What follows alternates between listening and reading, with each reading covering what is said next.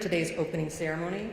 The opening ceremony will be a moment of silence, and as today is Labor Day, I know yesterday Representative Gomberg remembered Ruben Gonzalez Romero, and today I'd like to ask that we take this moment to remember all workers who have lost their lives on the job or in the line of duty.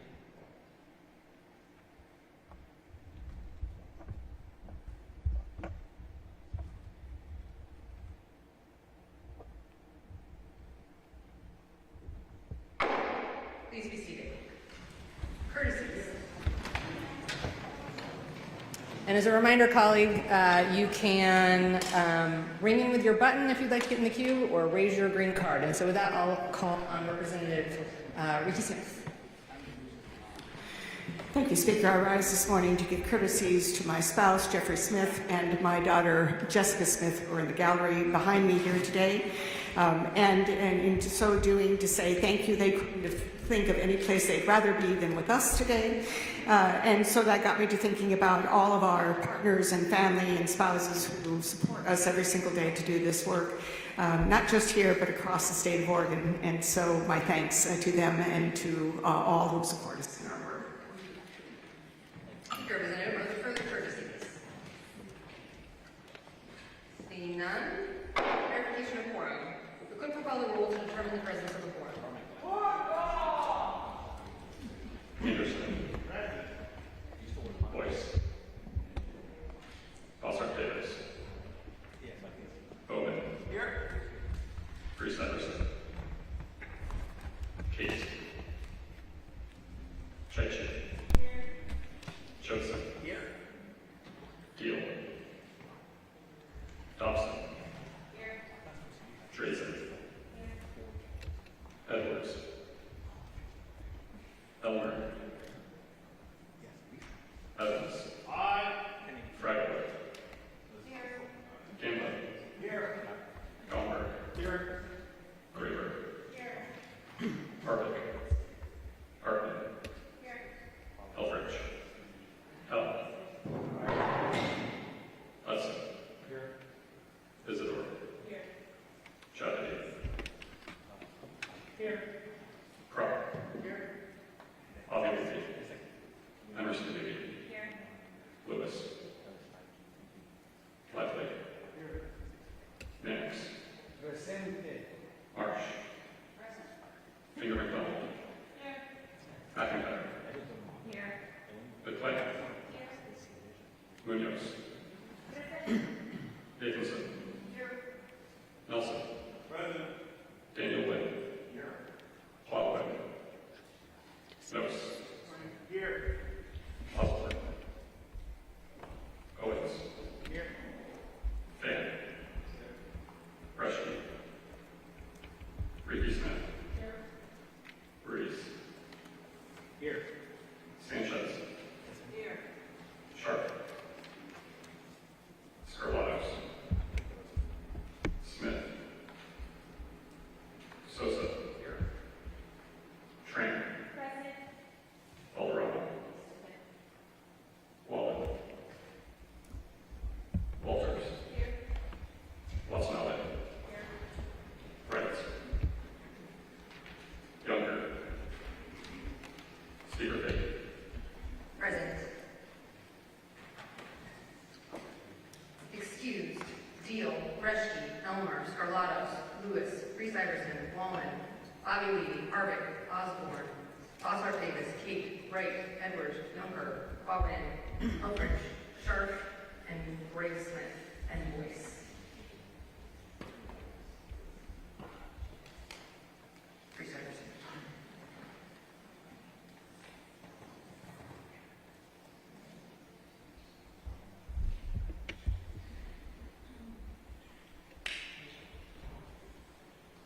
The quorum is present. Messages from the governor. Messages from the Senate. First readings, memorials, and resolutions. Committee reports. Committee report file number 2 has been distributed. Propositions and motions.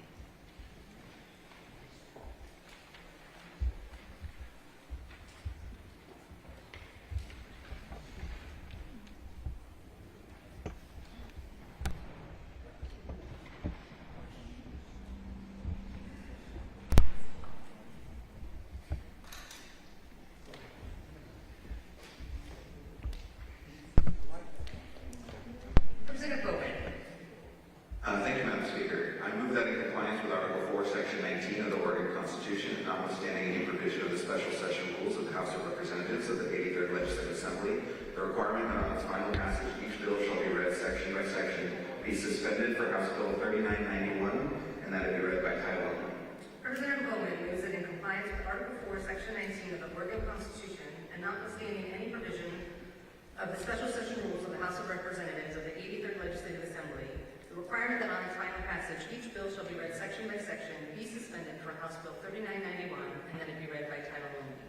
Those of the opinion that the requirement that House Bill 3991 be read section by section should be suspended and that the bills be read by title only will say aye. Aye. Those opposed, no. The motion to suspend Article 4, Section 19 is carried. Are there further propositions and motions? First reading of House bills. Second reading of House bills. Third reading of House bills. The clerk will read the first bill.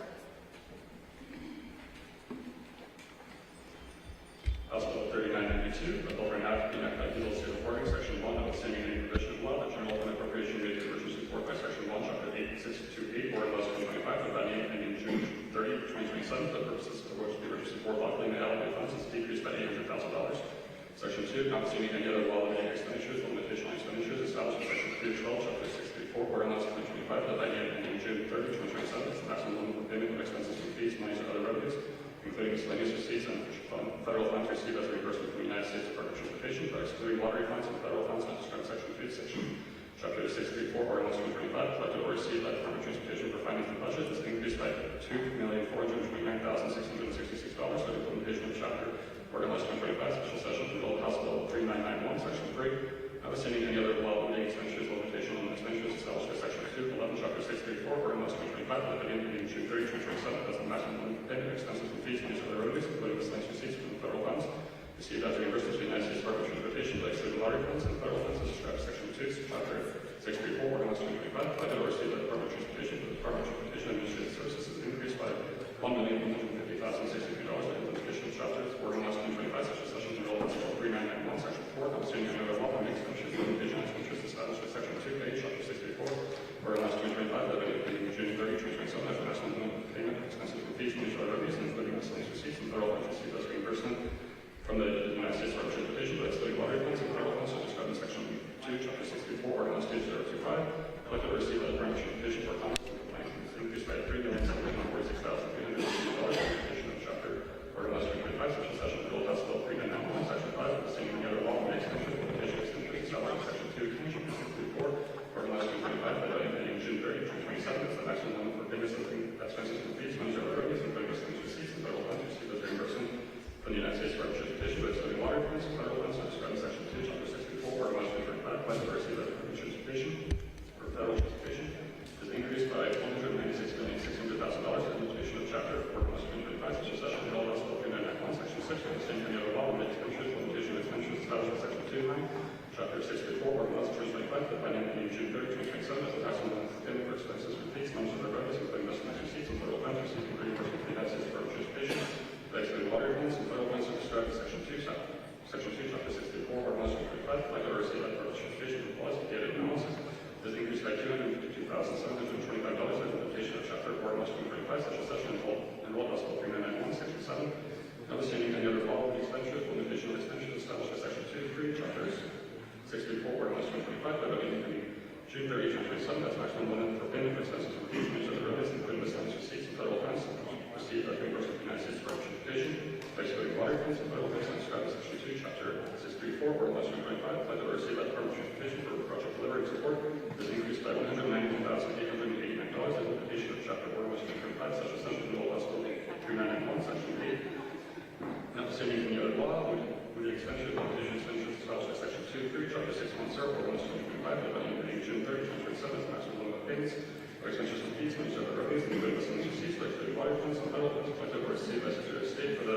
audit division is increased by $479,446 for implementation of Chapter Oregon Laws 2025, special session bill House Bill 3991, Section 9, in addition to and not in lieu of any other appropriation or appropriate to the Legislative Policy and Research Committee for the binding ending June 30, 2027, out of the general fund, the amount of $300,000 for implementation of Chapter Oregon Laws 2025, special session enrolled House Bill 3991, Section 10, in addition to and not in lieu of any other appropriation 2027 out of general funded, $500,000 committed for vehicle methodology of the highway cost allocation study as required by chapter 4 last 2025 special session bill House Bill 3991. Section 11, this 2025 special session act to study the immediate preservation of public peace, health and safety, and emergencies that could exist in this 2025 special session act takes effect on its passage. Question now arises on third reading and final passage of House Bill 3992. Representative Goldberg. Thank you, Madam Speaker, and happy Labor Day, colleagues. House Bill 3992 is the omnibus appropriation bill for the transportation funding package. The measure includes $204.9 million other funds and $800,000 general fund related to the fiscal impact of House Bill 3991. $204.4 million other funds is for the Department of Transportation, including $8.6 million and 18 positions across various programs related to implementation of House Bill 3991. The remaining $195.8 million is for disbursement of the additional payroll tax revenues deposited into the State Transportation Improvement Fund. $479,446 other funds and 2 positions are included for the Secretary of State to complete biennial performance audits of the Department of Transportation. $500,000 general fund is for the Department of Administrative Services to review a highway cost allocation study methodology. $300,000 general fund is for the Legislative Policy and Research Office to contract for a performance audit of the Department of Transportation. The emergency fund is reduced by $800,000 to offset those general fund costs. Your Joint Special Session Committee on Transportation Funding recommends approval of House Bill 3992. Thank you, Representative. Is there further discussion?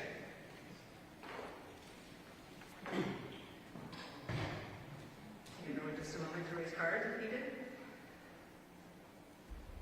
Representative Anderson. Thank you, Madam Speaker. Okay.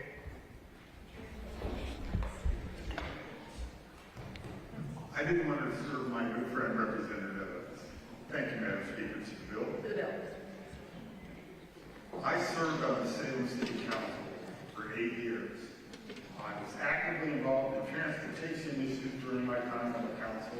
I'm intimately aware of Salem's transportation concerns and needs, from infrastructure to financial needs to mass transportation to bicycle and pedestrian safety. I've now been in the legislature for 3 years, working with the Salem electeds and administrators, as well as on our broader repair goals. The current Salem City Council, by Mayor Julie Hoy, has fully supported this bill. Sent a letter to the various committee chairs. There are a number of reasons in this letter, but let me just say that they are very cognizant of the need for localities, that is both cities and counties, to have funding to maintain their roads, and the roadway conditions in Salem are deteriorating and available resources are not adequate to meet current needs. In the next 5 years, Salem will run out of maintenance funding for the road system. And the funding deficit will worsen without adding any more resources to the local authorities. They urge adoption of this budget, and I join them. Thank you. Thank you, Representative. Is there further discussion? Seeing none, Representative Goldberg, do you wish to close? Thank you, Madam Speaker. Yes, very briefly. Just a few months ago, colleagues, I carried Senate Bill 5541 on the floor of the House. That was the budget bill for the Department of Transportation. And in that floor carry, I reported to you that the budget assumes passage of a transportation funding bill that generates sufficient revenue to restore roughly $350 million other funds and 884 positions that would otherwise be eliminated due to the shortfall. That's what our vote is about here in just a moment or two. I look forward to our conversation about how we found those dollars, but at the end of the day, we want roads, and we want those roads to be safe, and I would encourage your yes vote on this budget bill. Thank you, Madam Speaker.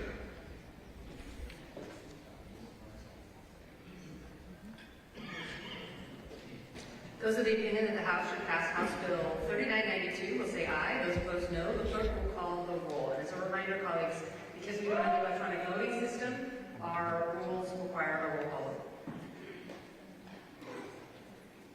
Anderson. Aye. Boyce. Officer Davis. Bowen. Aye. Reese.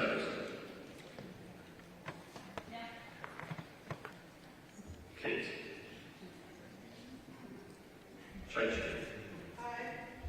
Joseph. Aye. Deal. No. Dawson. Aye. Tracy. No. Edwards. Elmer. Evans. Aye. Cragway. Aye. Gambo. Aye. Gomer. Aye. Graver. Aye. Harvick. Parkman. No. Helfrich. Helm. Aye. Hudson. Aye. Isidore. Aye. Javedi. Aye. Crop. Yes. Bobby Leakey. Emerson Leakey. Aye. Lewis. Wiley. Aye. Minix. Aye. Marsh. Aye. Finger McDonald. Aye. McIntyre. No. McLean. Aye. Munoz. Aye. Nathanson. Aye. Nelson. Aye. Daniel Wynn. Aye. Baldwin. Nose. Yes. Osborne. Owens. No. Fan. Aye. Rushkey. Ricky Smith. Aye. Breeze. Yes. Sanchez. Aye. Sharp. Scarlatos. Smith. Sosa. Aye. Tran. Yes. Valderrama. Yes. Wallet. Walters. Aye. Watanabe. Aye. Wright. Younger. No. Speaker Fahey. Aye.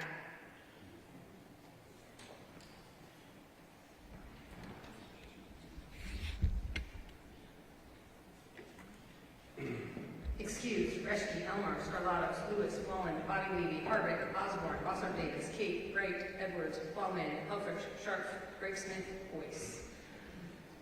House Bill 3992, having received the required majority, is declared passed. The clerk will read the next one.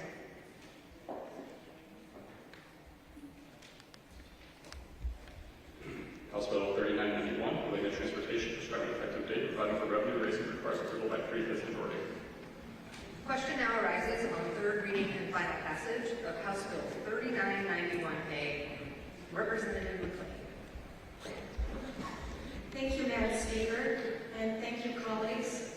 As co-chair of the Joint Committee on Transportation, I want to take a moment to acknowledge the urgency and the gravity of the decision before us today. Earlier this year, we worked tirelessly on House Bill 2025, which aimed to modernize the fund of our transportation system. Though that bill ultimately did not pass, the work, the data, and the values behind it remain as critical as ever. This is the first step, and it's vital.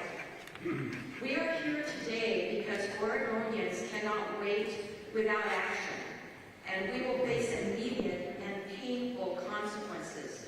Stations closing and service cuts that will jeopardize Oregonian safety and disrupt their lives, particularly in rural and underserved communities. We have reviewed the budget. We have reviewed our core missions. We continue to make very, very important decisions on how we are going to go forward with more efficiency and effectiveness. ODOT is facing a major shortfall that will force us to close 12 maintenance stations and lay off employees. If we do not act, services like snow plowing, emergency responses, DMV services, road repairs will be significantly scaled back. At the same time, our local leaders are facing increasing strains just like the state, and their cities and county budgets and transportation dollars have been shrinking because of inflation and many other elements. The Oregon's 36 counties have an annual $271.2 million funding gap for capital, maintenance, and safety projects. That includes long overdue safety improvements that include guardrails, rumble strips, and reflective striping. This proposal offers a pragmatic budget, a budget reconciliation that ensures our roads remain safe and our transportation needs and networks remain operational. It includes maintaining the 50-30-20 split with our counties and our cities. Throughout this process, we have heard from mayors and county commissioners from every corner of Oregon, urban and rural, north and south, east and west, red and blue, that this additional funding is absolutely a lifeline for their transportation infrastructure and safety for their communities and their citizens. It includes funding for local transit, so low-income workers can get to their job sites, seniors can get to the doctor, and veterans can access services as is necessary in rural communities. Revenue tools with accountability is very important, and we have worked diligently on it, having some of those audits already started in April of 2024 and in May of 2025, and we've already made some changes. But we need to continue with our accountability commitment. It simplifies weight lab taxes, it aligns diesel taxation and national norms, and it includes strong enforcement to reduce the burden during tax seasons. Accountability, we all know the cost of living is top of mind for everyone right now. We do not approach this lightly. Oregonians deserve to know that their tax and their money that comes to us is spent well, every single cent of it. Key oversight measures, performance audits by Secretary of State, legislative oversight of ODOT's major projects and budgets, including JCT, looking at both the city and the county's major budgets as they are coming to us, repurposing continuous improvement advisory committee to monitor on-time, on-budget delivery, and the foundation for the future, where we will be able to talk about long-term projects, talk about major capital investments, flexibility that we need in certain areas, and strengthening other areas of review. We must rebuild the trust of the general public. This proposal lays that foundation. The roads, the bridges, and maintenance services we're talking about today affect real lives. Parents, families, kids trying to get to school, businesses trying to get their products to market or to a port. It's important for us to help those seniors get to their appointments, first responders to be able to reach emergencies. We cannot leave rural Oregon behind. We cannot gamble with safety. We cannot afford to wait. Let's pass this bill today, not just to prevent cuts, but to honor the trust of Oregonians. Oregonians that placed their trust in us as elected officials to lead with vision, responsibility, and courage. Thank you, Madam Speaker. Thank you, Representative. Is there further discussion? And colleagues, for ease of managing the queue, we up here, we would prefer if you would ring in with the speak button so we can track the queue and raise your card. So if there's someone that is running, I will go to the desk as to whoever has raised their green card.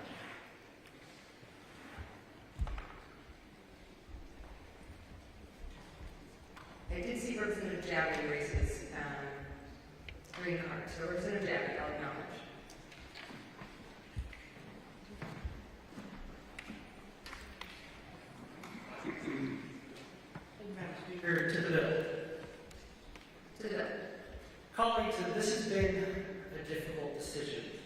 spend more hours out here at town studying the issue. I've talked with and listened to constituents.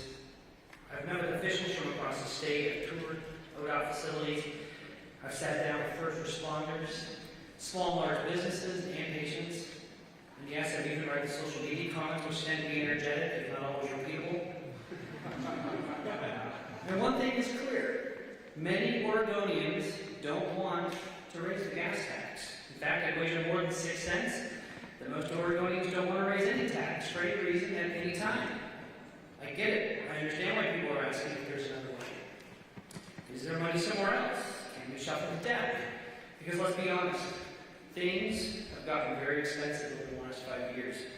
And while wages have gone up, the purchasing power of those wages has not kept pace. Inflation is a hidden tax. It's a terrible one, and it hits the most vulnerable the hardest. But beyond the pain of higher wages, there's something deeper going on. We have a trust problem. People don't trust that 6 cents a gallon, that $2.80 a month, that $28 a year will be spent wisely. They look back at the last 8 years and see the same traffic jams in the same places, the same potholes in the same spots, roads still broken that force them to drive a long way to work, or to the doctor, or to the grocery store. It's costing them time, gas, car repairs. They feel like the money goes into a dark abyss. And so their mistrust of government, of this agency, of this legislature, it isn't imagined. It's earned. What they're really asking for is accountability. And so here we are on Labor Day weekend, debating whether this bill is good and right. I believe it is, and here's why. Oregonians depend on their roads. Roads connect us to each other. They enable businesses to thrive. They get our kids to school. They get patients to dialysis and to cancer treatments. They get us to the store, to work, to church, to family. But when roads fail, and they do, because of a rock slide on Highway 101, a culvert collapse, or Mount Pass buried in snow, we have a problem. And when ambulances can't get through, when cars are destroyed, when families lose income because of the loss of a loved one who died in an accident, we don't just have a problem, we have a crisis. So I see two paths before us.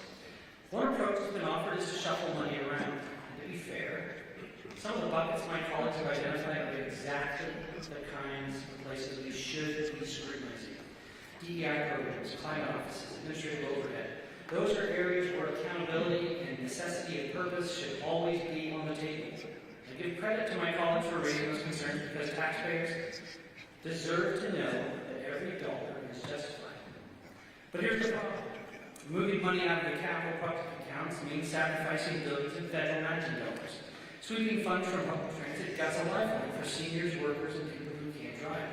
And even then, it doesn't solve the underlying issue, which is it doesn't provide ongoing revenue as costs rise. It just robs one bucket to fill another, leaving communities, especially along the coast, vulnerable to being cut off entirely. The other option is to raise the gas tax, to provide new revenue to meet the rising costs of labor, steel, concrete, and asphalt, which have climbed nearly 80% in just 5 years. This option protects the capital accounts so we can keep up with major repairs. It protects public transit. It keeps the system whole. If we're going to vote yes on this package, it must come with accountability. We have to earn back trust. That means tighter operations, projects delivered on budget, real transparency, regular audits, and an honest commitment that this money will go where we say it will go, to keep Oregon's roads open, safe, and passable.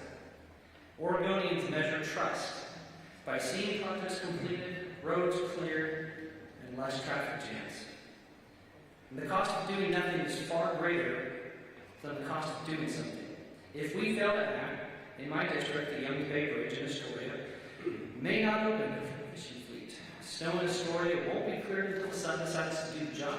Blowing out culvert in Tillamook will mean an EMS crew takes 90 minutes instead of 20 to reach a patient.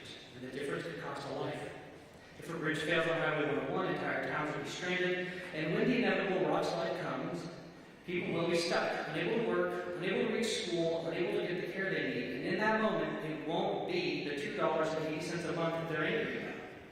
It'll be the hundreds of dollars in missed wages, the higher fuel bills from long detours, the $600 they don't have for a new set of tires. It'll be the businesses that lost that lose thousands or millions of dollars because customers and employees can't get there. The creamery that can't ship its cheese, the store that can't open its doors, the teachers who can't reach their classroom, the parent who can't reach their child. That's the real cost of doing nothing. Colleagues, this isn't just about 6 cents, this is about whether Oregon stays connected or whether we let the arteries of our state slowly collapse. I believe we must choose connection. I believe we must choose responsibility, and so, although yes, we can pay a little more now at the pump, or we can pay a lot later in life's wages and lost opportunities. Thank you. Thank you, Representative. Representative Higham yielded his time. Representative Deal.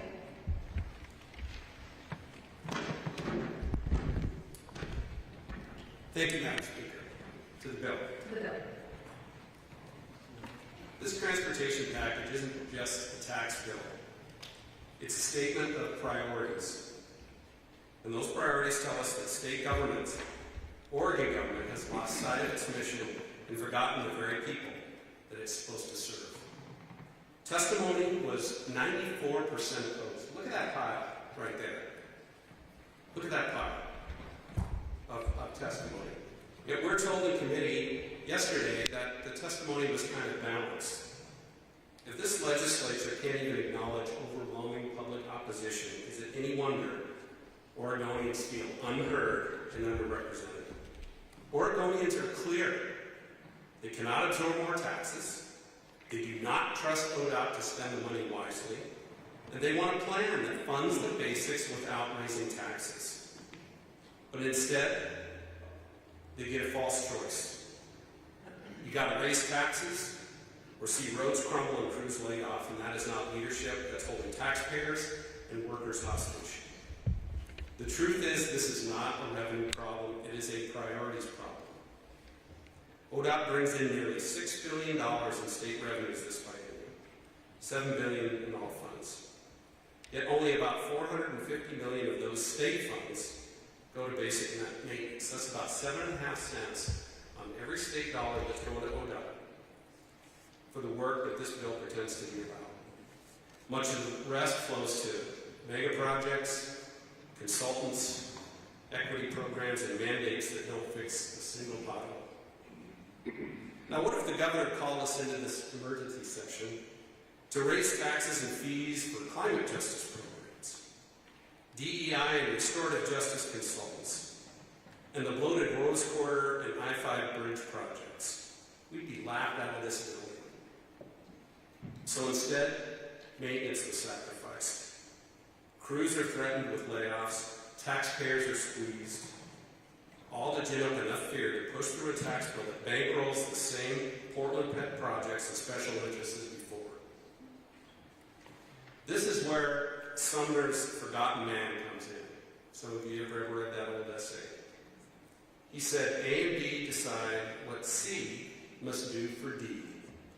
D receives the benefit, and C pays the bill, and C is forgotten.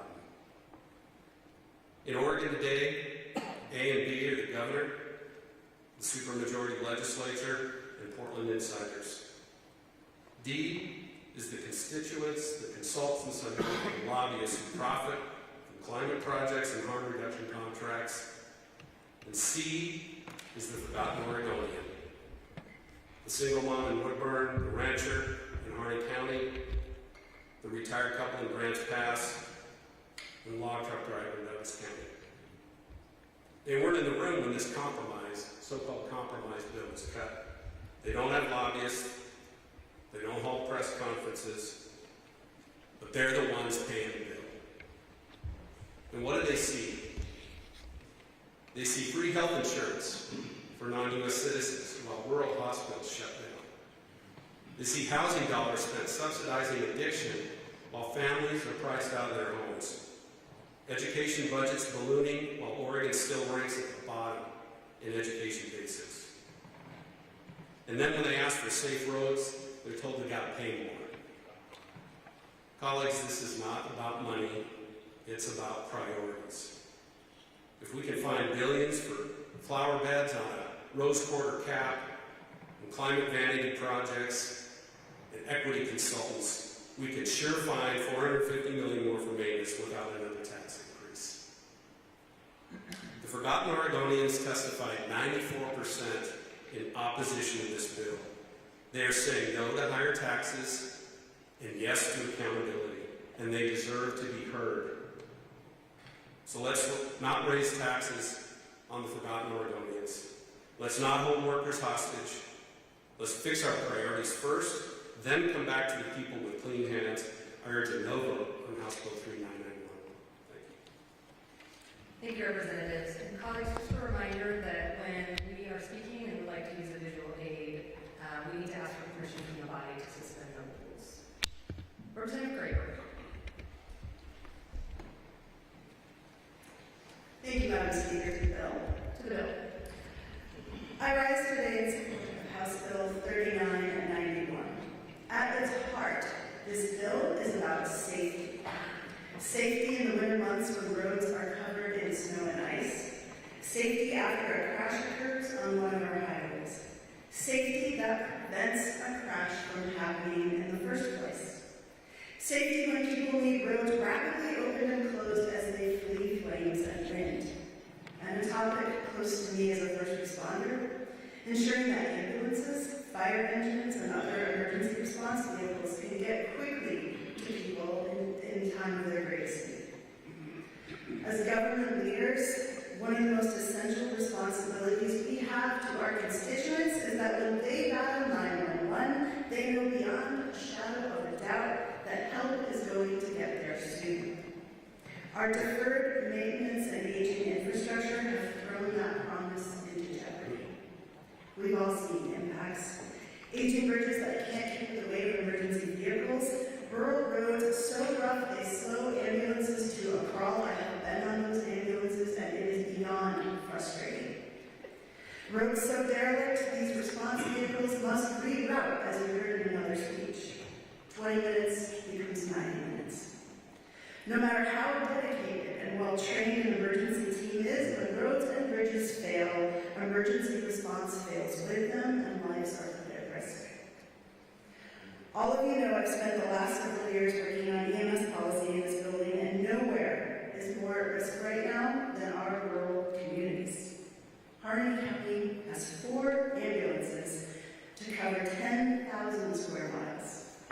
Wheeler County has no hospital. The closest is roughly 65 miles from the county seat, which is over an hour, assuming well-maintained roads in good weather.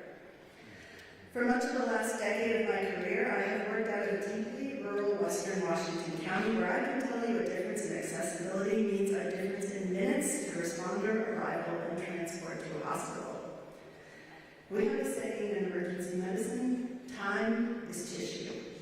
An emergency vehicle delayed by dangerous road conditions may be the difference between life and death. It can mean the property burns, or it doesn't.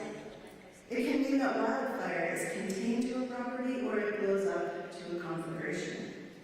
If you are the family at the other end of that 911 call, the safety of our transportation system matters to you in ways you can't fathom. What this puts down for me is the safety of Oregonians. Families waiting for help, seniors needing access to medical care, children depending on a safe route home from school, whether that is a bus, car, bicycle, or walking. Reliable transportation is not just an economic issue, it's a public health issue. It's an emergency management issue. It's a first responder issue. It is a matter of life and death, and we often don't realize that until it is too late. The proposal before us recognizes that. It keeps snowplow staff from responding. It keeps buses running so veterans can get to their VA appointment. It keeps teams at the ready for evacuations and wildfire demands, and it repairs roads and bridges that are essential for emergency response and the continuity of our commerce. Colleagues, many of us have been told from an old adage from a young age, safety first. And your first responders will tell you there's real wisdom in that. That's what this proposal is. Safety first. It's good advice for our kids, it's good advice for our neighbors, and it's good advice for our transportation system. I urge your support. Thank you, Representative. Is there further discussion? Representative Lewis.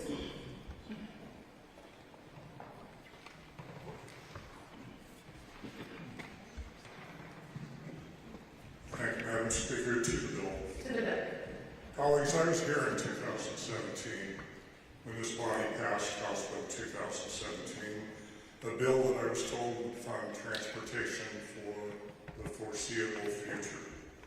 I was told that the bill would require EV owners to pay their fair share of transportation costs. I was told that the bill would provide the necessary funding for major road projects such as the Amended Bridge and the I-5 Rosewood.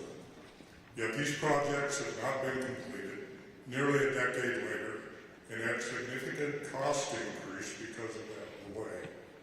Here we are today, less than a decade later, and I should have asked for a definition of the foreseeable future. In fact, it wasn't until late last year in the Road User Fee Task Force that there was an acknowledgement that EV owners had never paid their fair share. Yet we have a bill before us that still doesn't create equity. Those who operate vehicles other than electric vehicles are not being treated equitably. If they were, EV owners would be paying more to offset the nearly 10 years that non-EV owners have been subsidizing EV owners' share of highway costs. And I'm not convinced, in my reading of House Bill 3991, that EV owners will be paying an equitable amount even with the passage of this bill. I see nothing that would end tax credits for purchase of an EV, a vehicle which, by the way, is beyond the ability of most families to afford. I see nothing that would require EV owners to pay for the additional damage to our roadways due to their weight in comparison to other vehicles. There is little doubt that we need to find solutions to transportation funding. We're not the only state dealing with this problem. But if we are going to do this right, it cannot be done in a vacuum and with only the majority party being at the table to the exclusion of the minority party. We should have been included from the onset in these discussions. All voices deserve to be heard, and all positions need to be given thoughtful consideration. One-party rule does not work when it comes to something as important to all of our building as transportation. There is a lesson to be learned here. I'm a no on House Bill 3991. We need to get this right. This bill doesn't accomplish that, or finance can't afford it. Thank you, Madam Speaker. Thank you, Representative. Is there further discussion? Representative Marsh. Thank you, Madam Speaker. To the bill. To the bill. Colleagues, I rise today in support of House Bill 3991. Over the course of the last several months, I have been reflecting a lot about how my district, which sits hundreds of miles distant from this capital, thinks about ODOT in our region. In a small, largely rural community where we know each other, our relationship with ODOT is intense and even personal.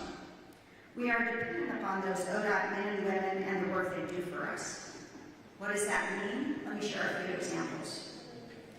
In the Green Springs, having ODOT on the job means that Highway 66, which is a curvy mountain road with hairpin curves and precipitous drop-offs, is plowed during winter months to provide safe passage for the big yellow school bus that carries precious cargo down the mountain to the school.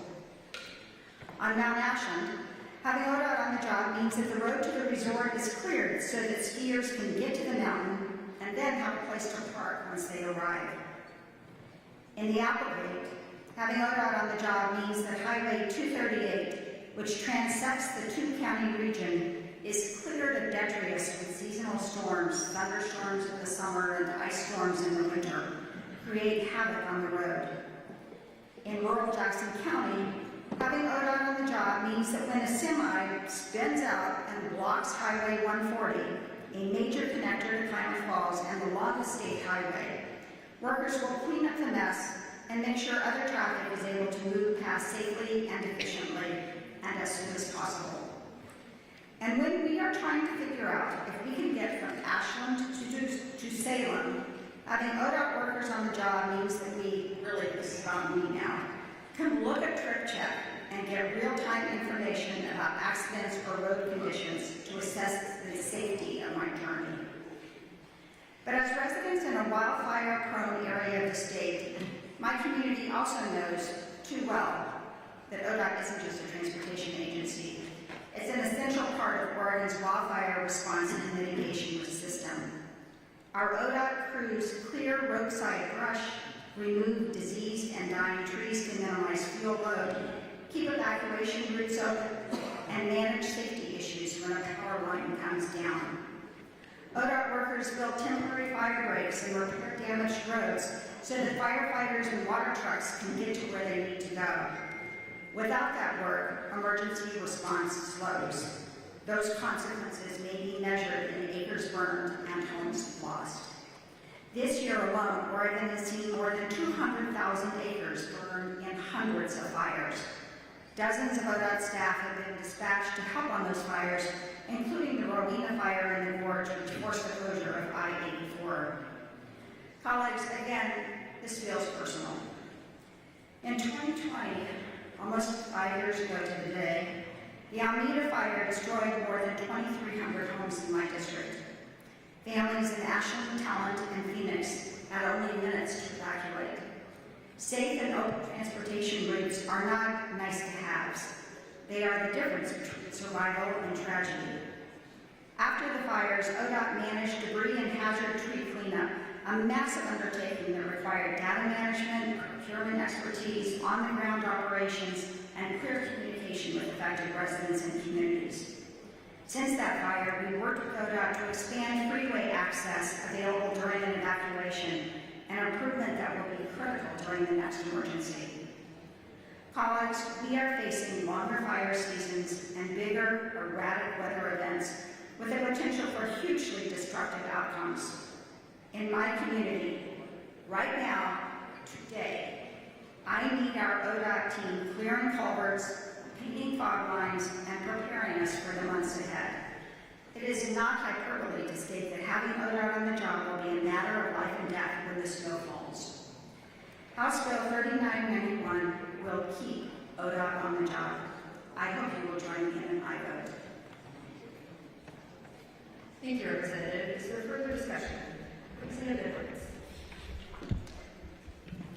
Thank you, Madam Speaker. To the bill. To the bill. I rise today not with optimism, but with exhaustion, with frustration, with heartbreak. Because for the past couple months, I've watched Oregon's working families pour their blood, sweat, and tears into keeping their communities going, while this legislature lines up to make their lives more expensive. This transportation package does not represent fairness. It does not represent reform. What it represents is surrender. Surrender to the same broken system that's failed Oregonians year after year.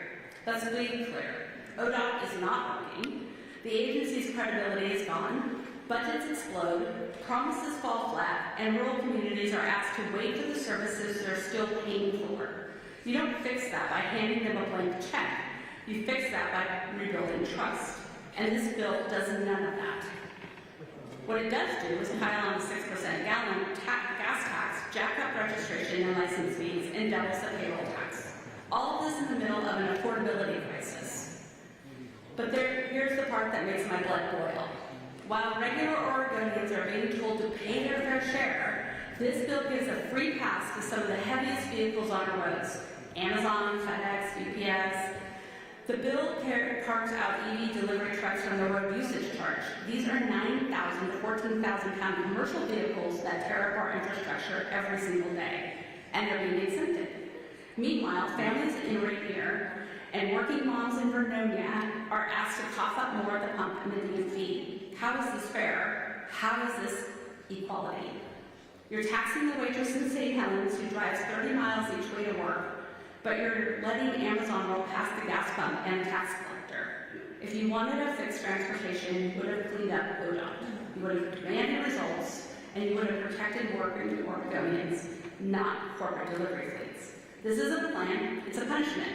And I will not vote to make life harder for the very people who sent me here to fight for them. Thank you, Madam Speaker. Thank you, Representative. Is there further discussion? Representative Edwards.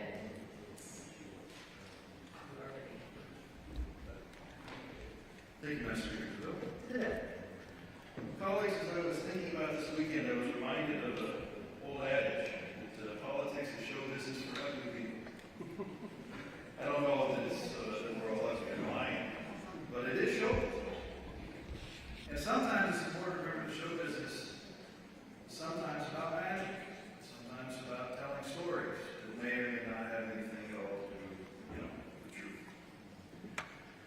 fact is, governance has always been easier said than done.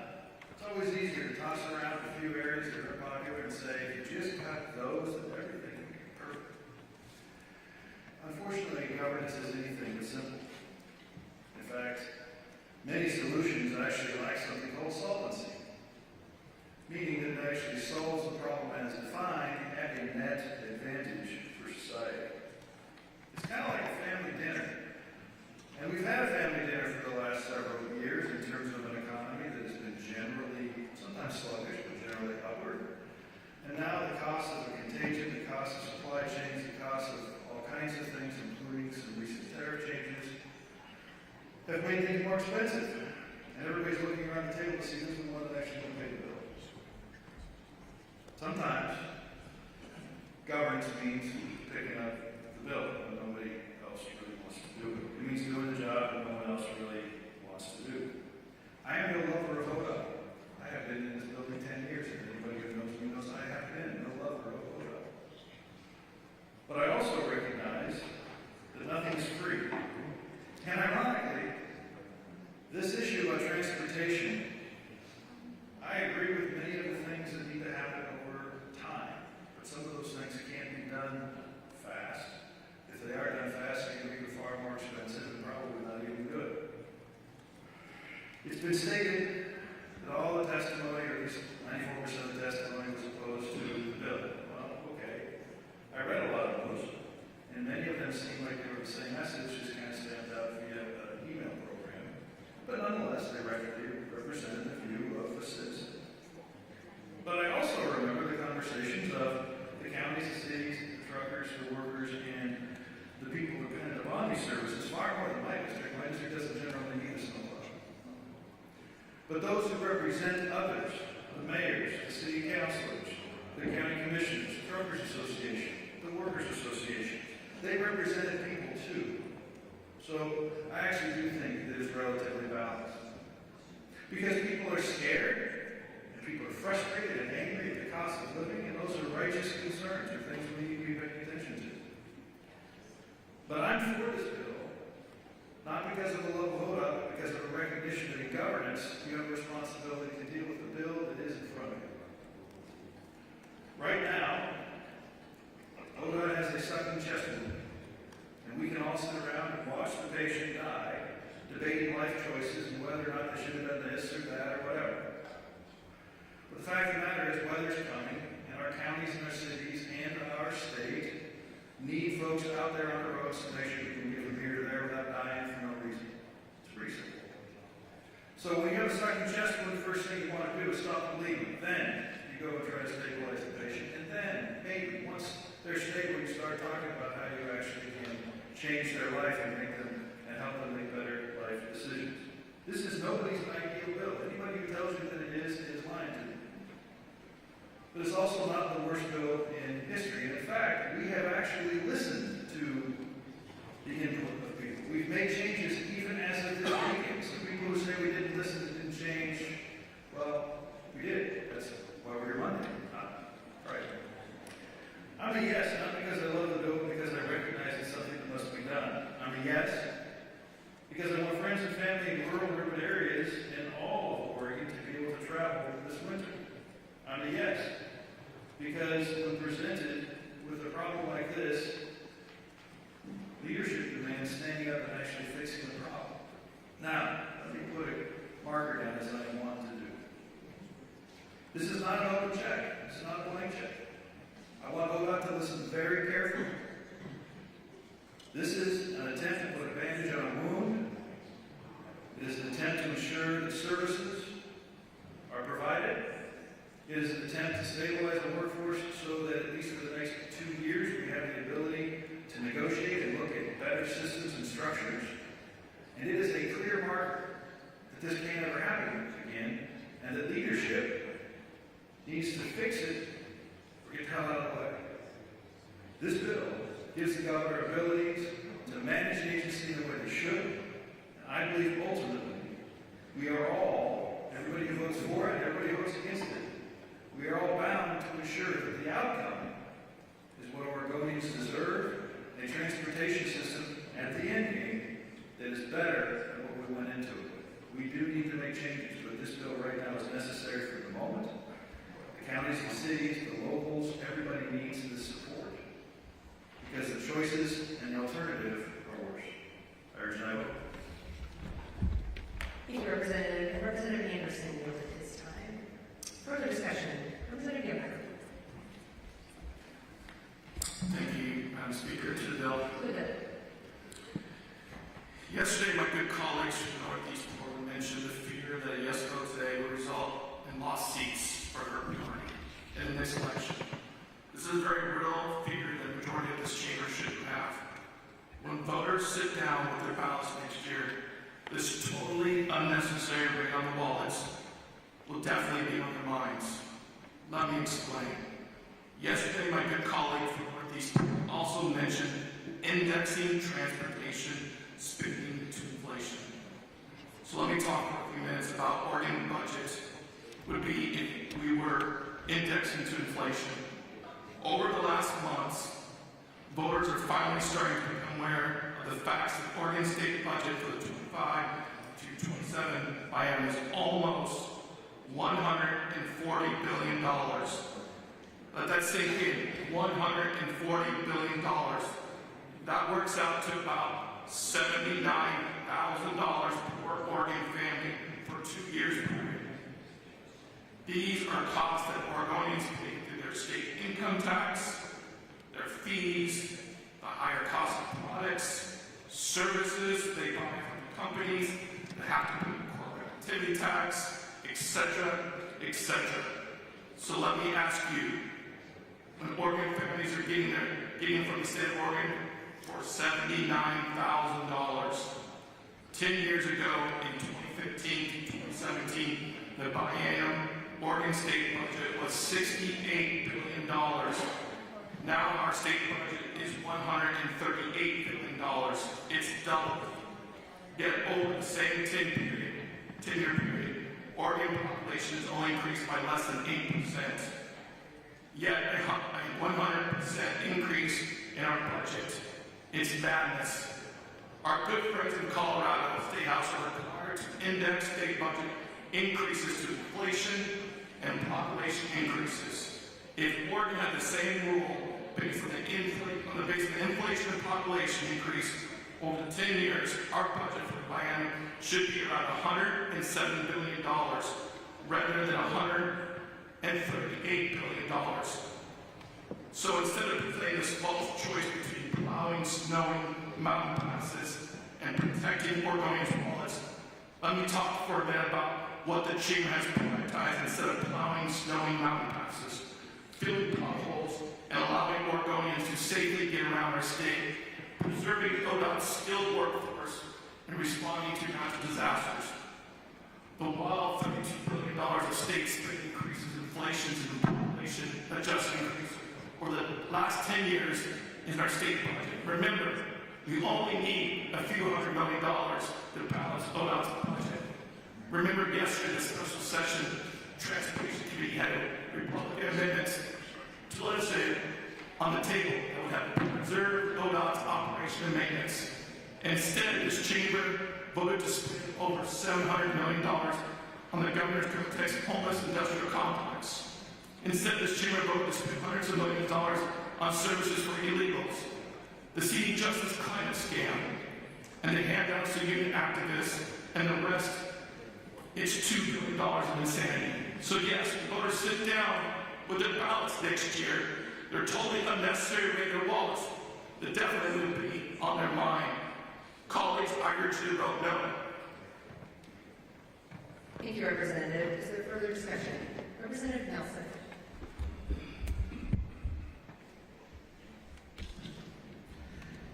Madam Speaker, to the bill. Madam Speaker, I'll be supporting this measure with caution so that we can keep the transit going that many of my constituents rely on and to ensure that cities and counties have what they need to maintain roads. Sadly, however, many of my constituents have lost trust in ODOT. I have regular conversations with folks in my community about their concerns with the prevalence of trash and graffiti along I-5 and camping on ODOT properties in North Portland, especially the camps and garbage near the soccer fields and Marble Delta Park, and those camps next to PIR. This is a topic that I frequently hear about from my neighbors when discussing my work in this building. Many of my constituents also have concerns with the proposed interstate bridge replacement project and how the project will impact their lives and the lives of their family. This bridge is a project which impacts my district more than any other community in Oregon, and too many of my constituents still don't feel that they are being heard by ODOT. Now, I've had many conversations with ODOT about my concerns and my community's concerns, and have even participated in graffiti cleanup along I-5. While I feel the conversations have been productive, action behind the conversations and responsiveness have been inconsistent. I am glad to see measures in this legislation for increased transparency and accountability because too many people have lost faith in the agency, and that must change if ODOT is going to be successful long-term. Thank you, Madam Speaker. Thank you, Representative. Is there further discussion? Representative Rashid.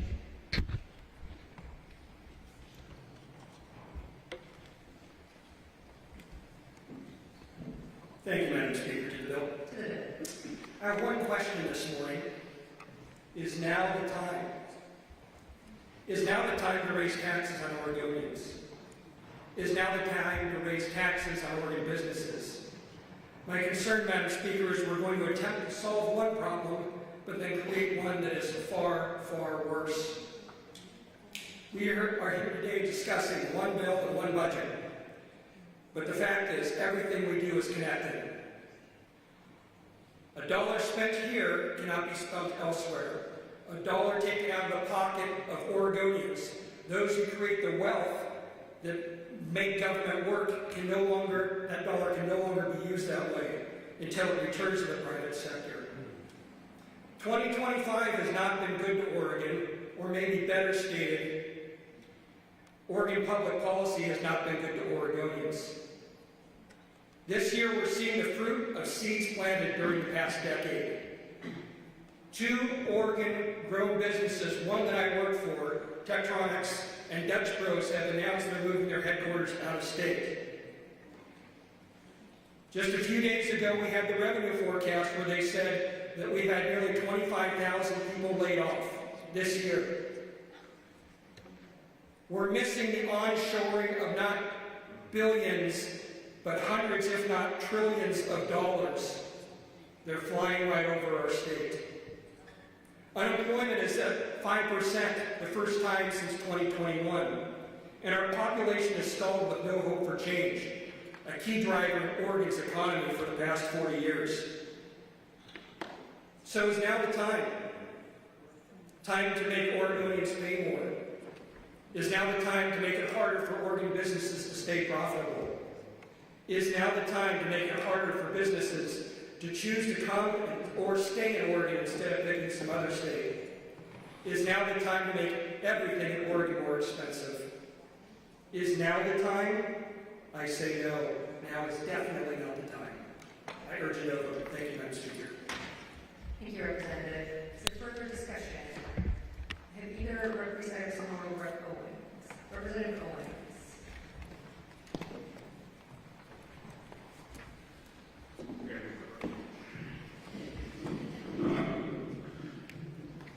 Thank you, Madam Speaker. To the bill. To the bill. Colleagues, I rise to be a little bit random during the next few minutes of my thoughts.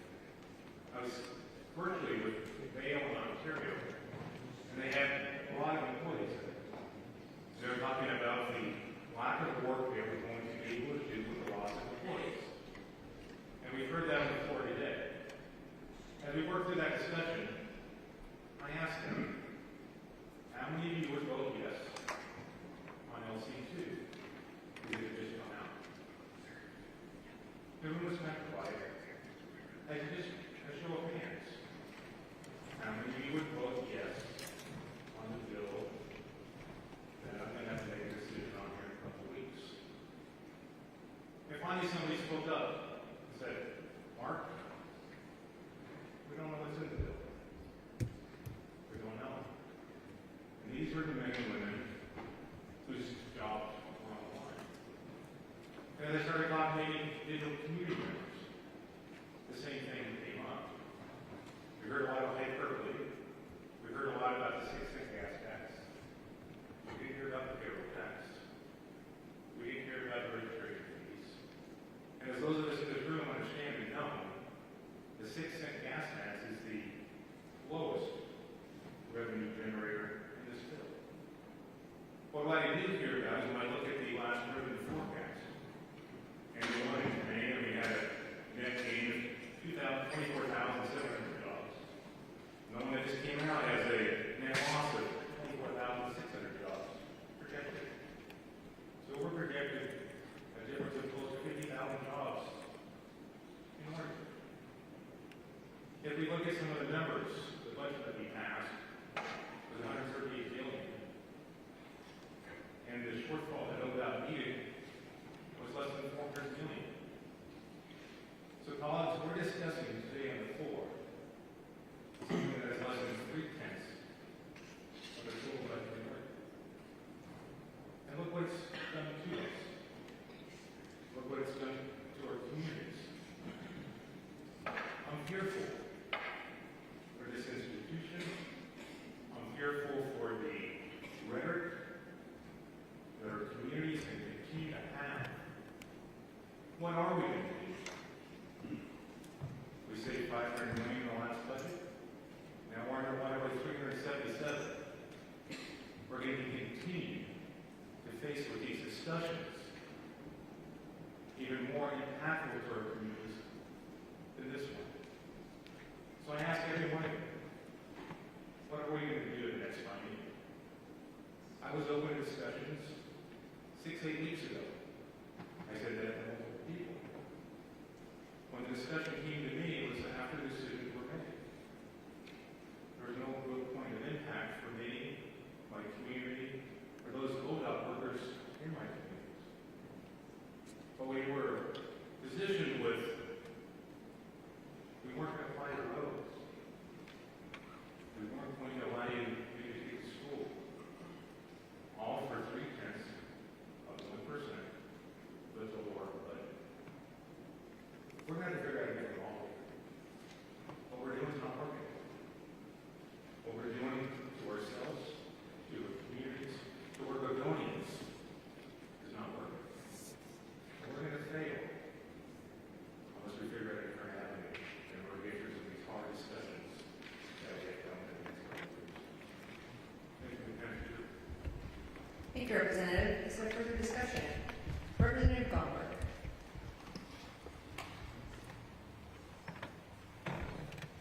Thank you, Madam Speaker. To the bill. To the bill. Madam Speaker, I did not rise today with a prepared written presentation, but I was sitting here listening to everyone in the chamber today, and I was thinking back to an afternoon in 1976 when I was student body president of Oregon State University, and Ronald Reagan came to campus campaigning for president.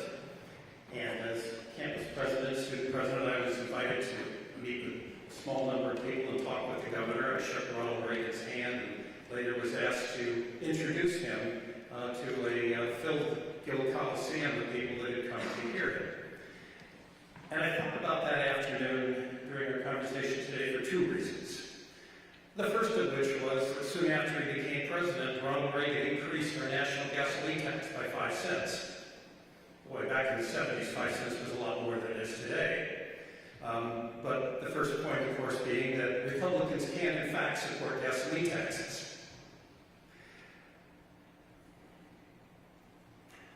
I've heard conversation today about problems with education, with housing, with drug abuse, and even with undocumented workers here in Oregon. And I agree that there are issues and concerns and problems that need to be discussed.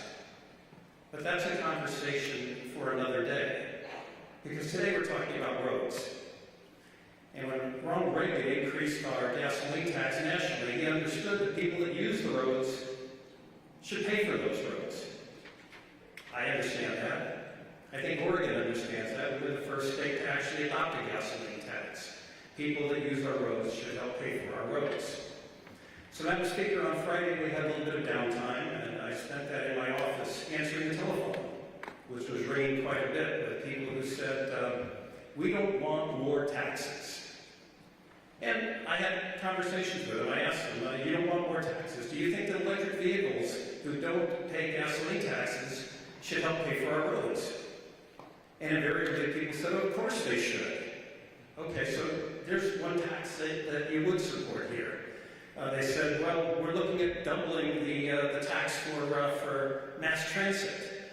And I said, you're retired, so you're not going to be paying a payroll tax for mass transit. And oh, by the way, in the last couple of days, we have actually decided to sunset the payroll tax. So people were thoughtful with me when I had that conversation, and then I asked them how much they thought this gas tax increase was going to actually cost them. Because the average driver, as we heard, is going to pay in the neighborhood of $2 a month for gasoline taxes. That means $1 for ODOT and $1 going to local government, where your locally elected city councilors or county commissioners will make decisions about which potholes are going to get filled. $1 a month. And invariably, at the end of that conversation, people were not so adamant with me about the tax question, and were more thoughtful with me about the conversation that we're having today and the decisions that we need to make. So a few minutes ago, I heard my friend from Tillamook County stand up and talk about accountability and trust. I agree with him completely.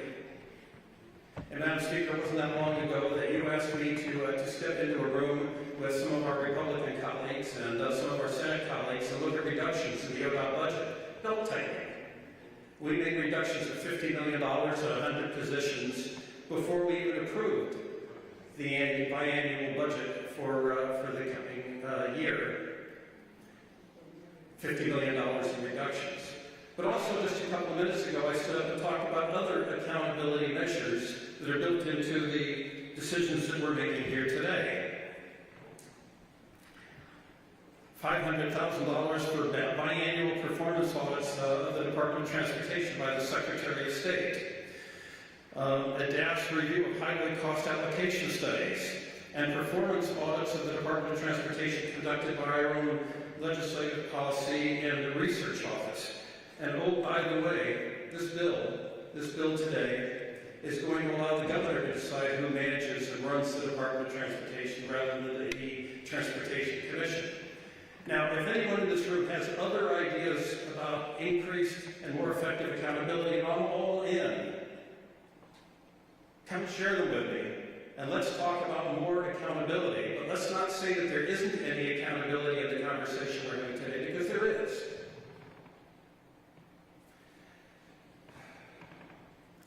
Madam Speaker, Representative Hudson yields at this time. Thank you, Representative.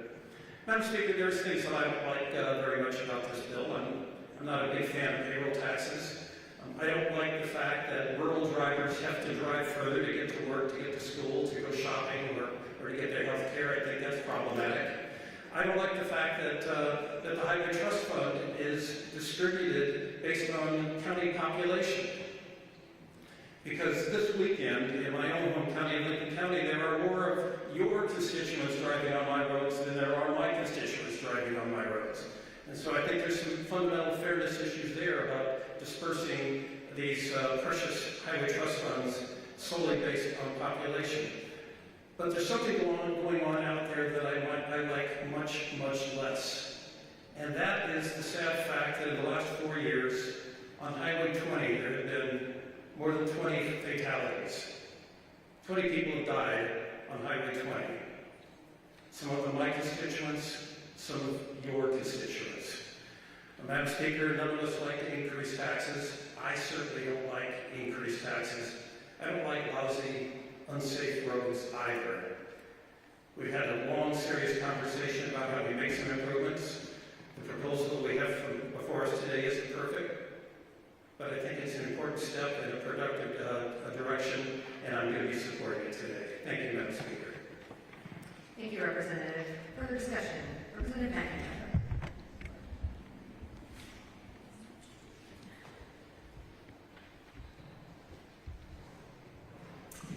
Thank you, Madam Speaker. I kind of took my button off, so I actually wasn't going to speak, but I will go ahead and speak anyways. And one of the things I think there's already been a lot that's been said. I agree with a lot of it, and I disagree with some of it. I have a letter, an email from not my constituent, it's actually my brother, who really doesn't give much thought to government. He thinks it's annoying, he goes to work, shows up, does his everyday life, and just kind of pretends the government isn't really there.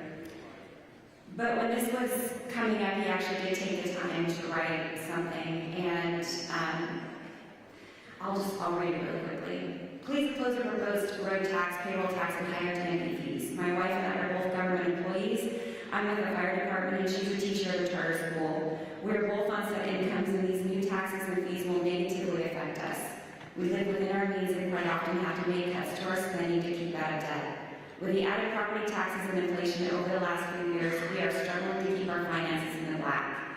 We've even gone so far as to sell our newer vehicles and purchase older, 25 years old, less expensive vehicles. We urge you to act like it's your own money and live within your means. Please don't put more financial burden on the taxpayers. We love this state, but fear that we will have to move when we retire because we won't be able to afford to live here. This isn't just the 6 cents gas increase. This isn't just the payroll tax. This isn't just the registration fees. This is all the other areas that this bill will impact that will raise the cost of living for our constituents. I'm all for safety. I agree with my representative. It was a rock and a hard place, this bill. I'm sad that one of our first cuts was safety. Our first cuts was safety instead of looking at other ways that we can trim the budget to keep safety intact.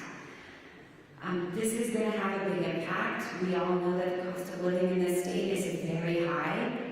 We're going to hear this in our next session. We're going to hear this from our constituents. I'm going to feel it in my own household. If you're not going to feel it in yours, I ask for you to think about those that will.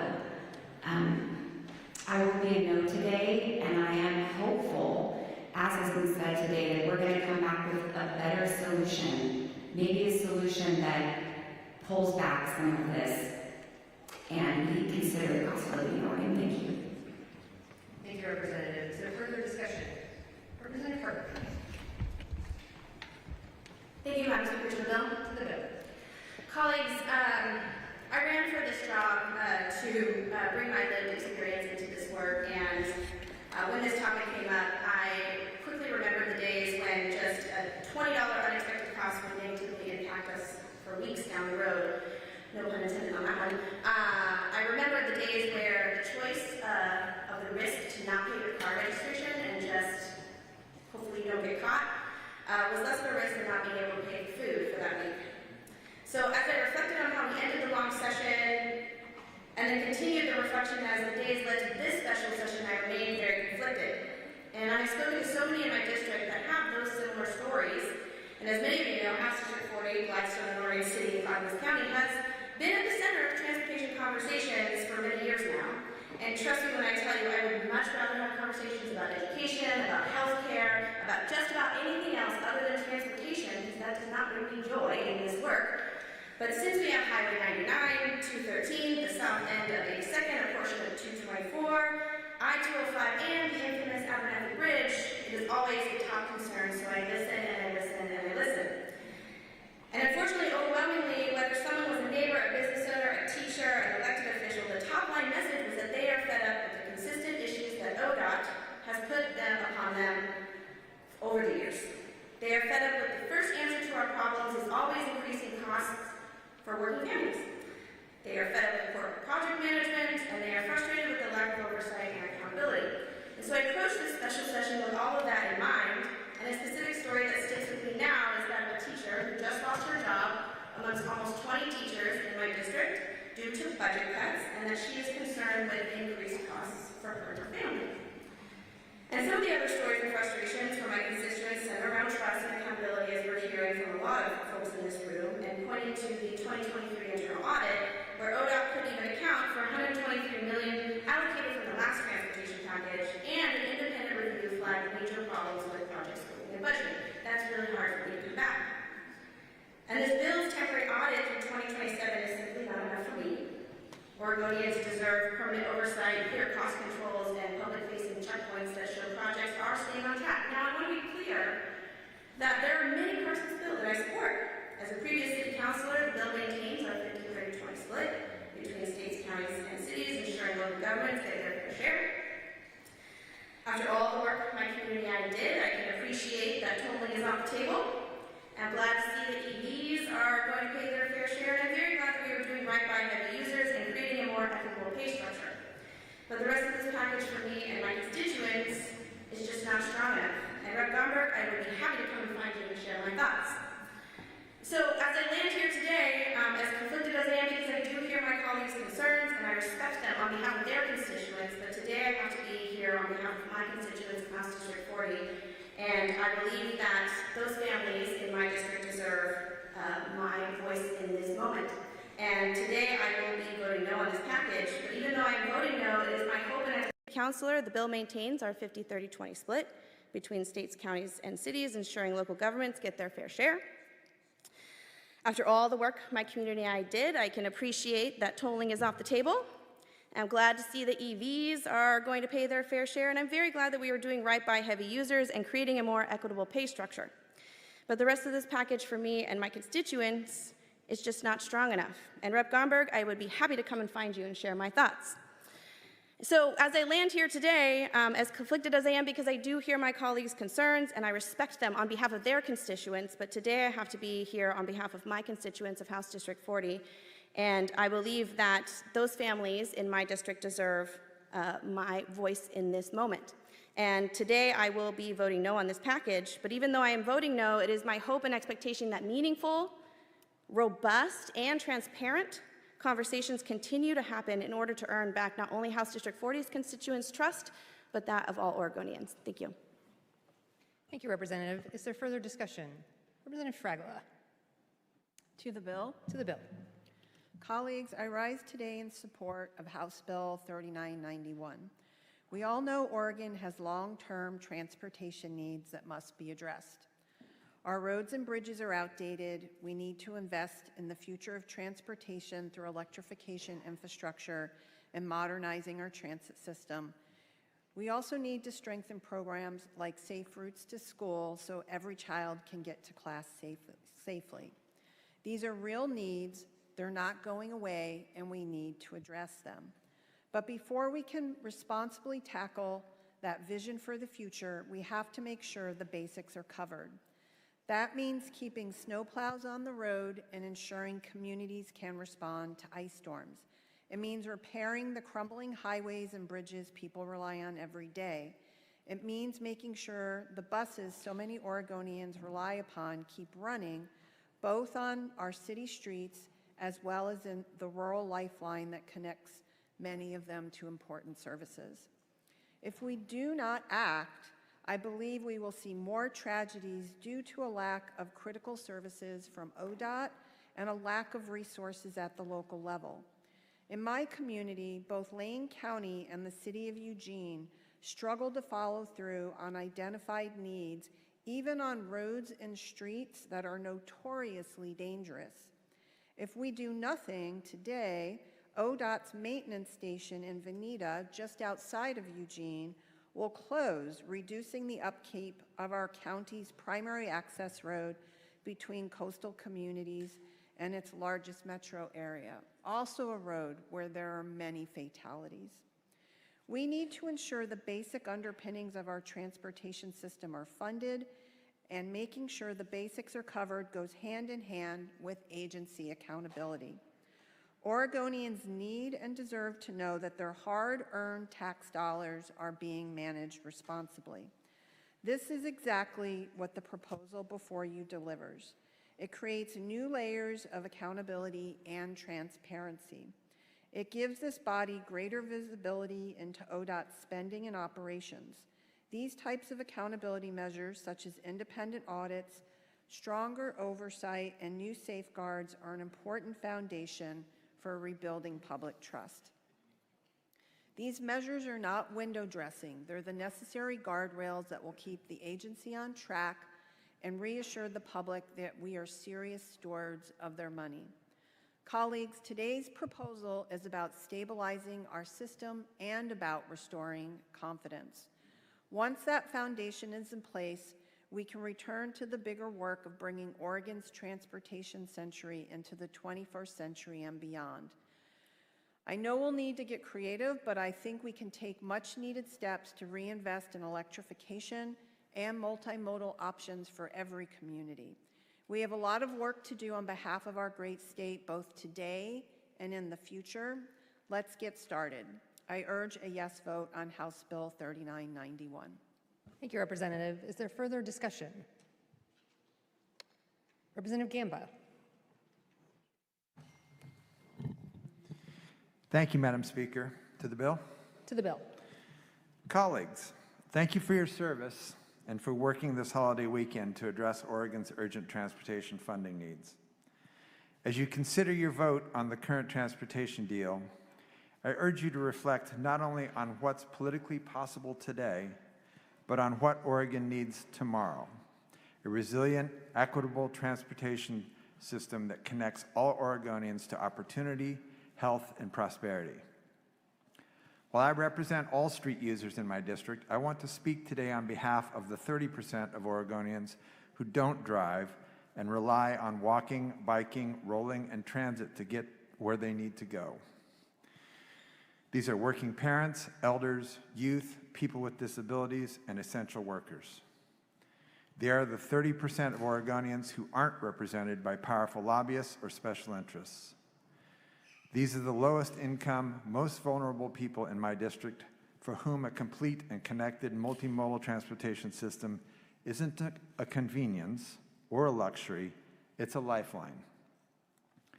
While I am relieved that critical ODOT jobs will be saved and that the essential 50-30-20 funding split is preserved, I remain deeply concerned that this bill does not fund transit at levels we require, and worse yet, sunsets the minor increase in funding after 2027, creating a fiscal cliff and destabilizing agencies and the service they provide in communities large and small across the state. This deeply compromised bill also fails to address safety in any meaningful way for those not driving a car. It stalls out Safe Routes to School funding at 2017 levels, effectively defunding it in the face of rising inflation and traffic deaths. And it zeroes out Great Streets funding, eliminating community-scale investments in safety, equity, and economic vitality on main streets statewide. This means the bill continues the status quo of hundreds of Oregonians dying in collisions on our streets every single year. This short-term and incomplete funding leaves behind the very Oregonians it proposes to help. Some conversations around defunding safety and transit mirror the radical vision laid out in the Heritage Foundation's Project 2025, which literally has sections on defunding transit, eliminating safe streets and active transportation investments, and dismantling essential programs under the guise of fiscal conservatism. Oregon should be rejecting that vision and bracing for it by shoring up our system, not by implementing it ourselves. Transit and safety investments are job creators and recession beaters. Our friends across the aisle argue that they are standing up for working families. But data shows that investments in transit and complete streets create more jobs per dollar than highway expansions. Bike and pedestrian projects create up to 11.4 jobs per million spent, compared to just 7.8 jobs for road-only projects. That's because they are labor-intensive, use local workers, and generate long-term economic activity. Complete streets support skilled union jobs in construction, concrete, paving, and electrical work, many of them family wage jobs. Safer multimodal streets improve access to schools, jobs, small businesses, supporting long-term economic prosperity, especially in lower-income communities. When Oregon invests in walkable, bikeable, transit-connected communities, we are not just saving lives, we are driving economic development. We are helping working families earn, spend, and thrive locally. Strategic investments in local transportation projects are recession beaters. That's what true pro-worker policy looks like. Colleagues, the cost of delay is measured in lives and livelihoods. This year alone, over 300 people have already died in Oregon roads. Last year, we lost over 500 of our friends, neighbors, and loved ones. Traffic crashes don't just take lives, they destroy jobs, devastate families, and burden them with costly medical debt and pile costs onto our healthcare system. Freezing safety funding and transit funding today will cost us dearly in lives, equity, productivity, and economic competitiveness tomorrow. Oregon deserves better than a Band-Aid. This bill keeps the lights on, but it doesn't light the path forward. It delays hard decisions, creates uncertainty, and leaves our most vulnerable communities to fend for themselves. We need our leaders, especially Democrats, to reject the vision of austerity and invest in a transportation future that works for all Oregonians. I commit to doing that work in the coming sessions, and I invite you to join me in that work. I urge an aye vote on this bill. Thank you. Thank you, Representative. Representative Dobson yielded her time. Is there further discussion? At this point, we only have someone in the queue who would be speaking for the second time. So I will call on Representative Javity for the second time. Thank you, Madam Speaker. To the bill. To the bill. I hesitate to get up a second time because I don't want to aggravate the members, but as I sat here listening to the speeches, a couple things came to mind. I wanted to echo the words of my friend from Frontier, Oregon, the best part of the state, as well as my friend from Lincoln and Western Benton Lane counties.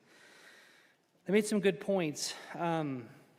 First off, and I didn't bring it up because I focused mostly on how important the roads are for the members of our community and the members who visit our community.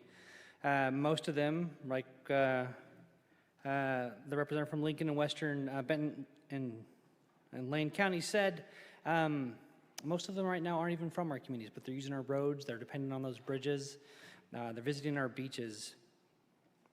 And at any moment, we could have the big one. We could have an earthquake with a tsunami that would wipe out, and this is not hyperbole, almost every bridge along Highway 101. Several of the bridges that connect Highway 101 to the arteries that take us over to the valley, trapping tens of thousands or hundreds of thousands of people depending on the weekend. And if there's a tsunami that comes with it, they aren't getting out. They're stuck. These bridges haven't been fixed or upgraded since they were built. They're long overdue. And a number that stuck out to me when I was listening to the early hearings was it would take 900 years to replace every bridge in Oregon.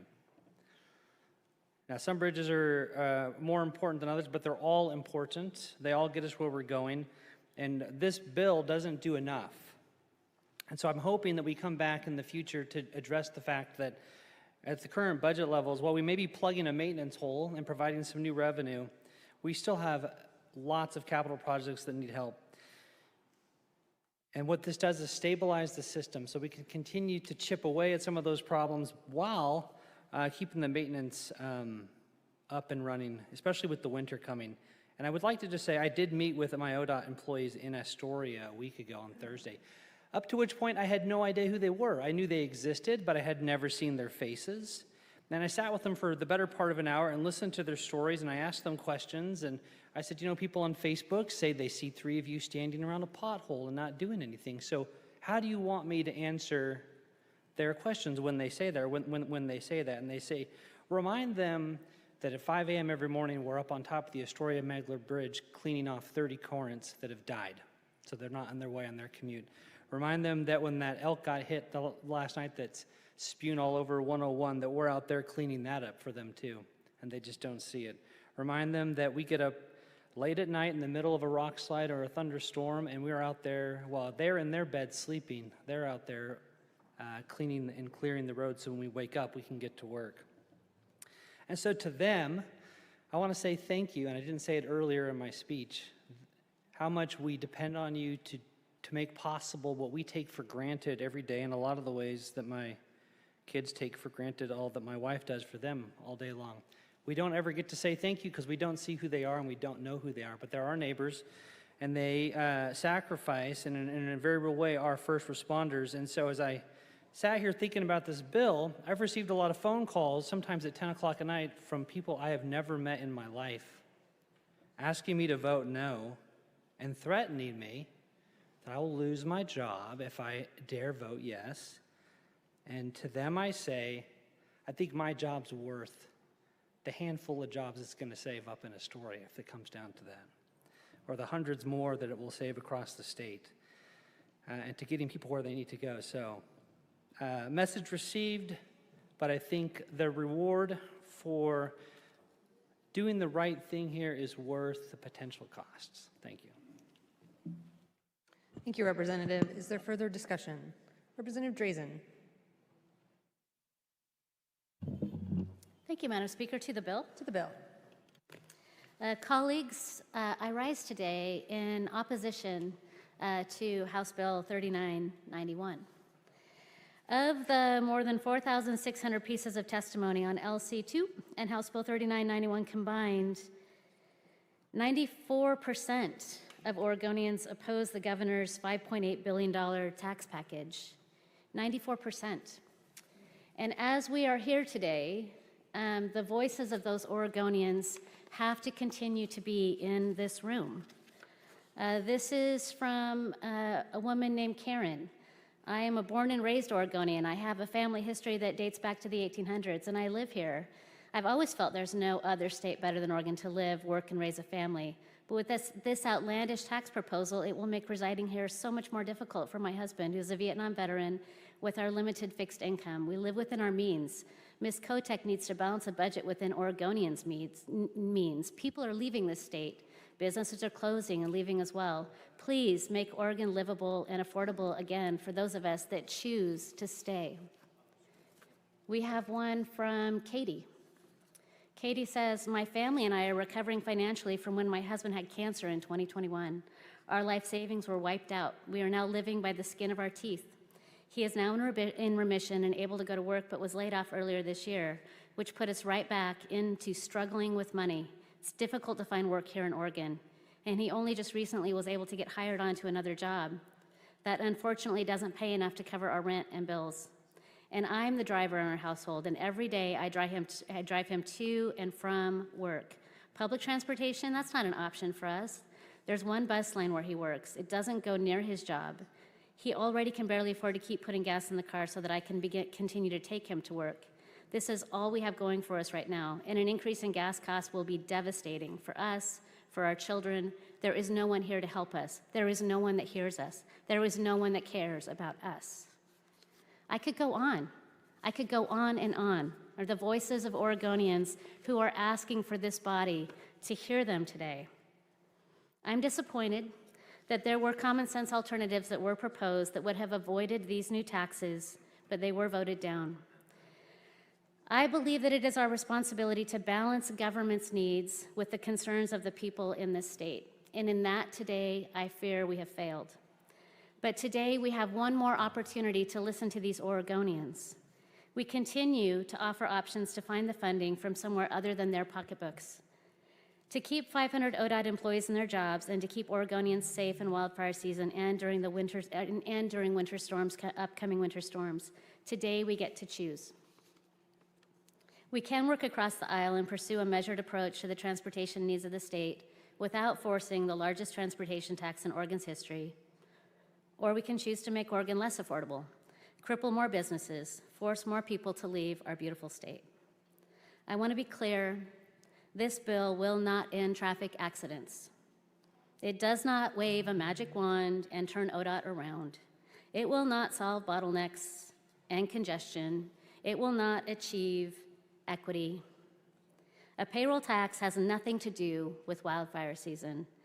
New taxes have nothing to do with the utopia that we so desperately are pursuing in this body. This bill expresses someone's values, but not those of everyday Oregonians. It is not courage to move ahead in opposition to the needs and concerns of those that we have been sent here to represent. I hope that this body will listen to the thousands of Oregonians who objected to this bill and work with us to be responsive to the needs of the people while meeting our duty and obligation to provide services and supports across this state. We cannot continue to make Oregon more unaffordable. And I heard on the floor today that we need a system that is resilient and equitable. And I would like to fix that by suggesting we need a system that is functional and affordable. I would also argue that fiscal conservatism is exactly what Oregonians need right now. You know, we are here today because the governor has called us in to this session. She called us into this session because she told us that if we did not come and do this, that 500 ODOT employees would lose their jobs. I care about those employees, which is why we continue to provide alternatives to those job losses. But what we are not paying attention to and what we do not consider an emergency are the thousands and thousands and thousands of private businesses that are closing and continue to close across our state. We have got to have a system. Excuse me, Representative. Looking for a yield. Representative Boyce yields his time. We have got to have a system that recognizes government does not need to grow on the backs of Oregonians. The job losses for the thousands of people whose businesses have closed and left our state are every bit as important as the ODOT employees that we are here to address today. This measure doesn't just keep ODOT workers filling potholes and plowing roads. It raises billions of dollars in new taxes on Oregonians that they cannot afford. I have heard it said that this is a Band-Aid. If it were a Band-Aid, the total would not be billions and billions of dollars over the term of the analysis of 10 years that our Fiscal and Revenue Office has given us. If this was a Band-Aid, it would address our budget shortfall. It's not a Band-Aid. This is a massive tax increase that ignores the voices of thousands and thousands of Oregonians because there is a perspective that taxes are the solution to every challenge that we face as a state. They are not. Oregonians cannot afford this. It is Labor Day weekend, and we are doubling the payroll taxes for Oregon workers. I can't even believe we're doing it. I cannot believe that today we are coming into the chamber to double the payroll tax on Oregon workers. It's wrong. I'm going to vote no. I encourage my colleagues to consider voting no. There are other ways to address this challenge. This is not the right bill for this problem. Colleagues, Oregonians have spoken, and it is not because they are a bunch of extreme conservatives. Oregonians across the political spectrum are asking this body to listen to them. They care about meeting their family budgets. They care about taking care of their kids. They care about getting their loved ones to work. They care about being able to continue to live in this state. This makes it harder for them, and they know it. They're paying attention, and they are asking us to listen to them. They are asking not to be ignored. There are always lots and lots of ways to solve these challenges. This is not the only way. Every concept that comes into this body has the opportunity to be improved. And this one is a long way from perfect, but it's so far from perfect that Oregonians themselves, regardless of political affiliation, have said, I can't afford it, please don't do this to me. This is not a Republican-Democrat issue. It's got nothing to do with that. This is how we operate and how we function as a body and how we balance the needs of the government and the needs of the people that it is there to serve. I urge a no vote. Thank you. Thank you, Representative. Is there further discussion? Seeing none, Representative McLean, do you wish to close? She does. Representative Evans, for what purpose are you in the privilege queue? Thank you, Madam Speaker. I ask for a call of the House. Representative Evans requests a call of the House, and he is joined by Representative Nose, Representative Hartman, Representative Dobson, Representative Chaichi, Representative Nelson. That's 5. Colleagues, we're going to stand at ease for a minute.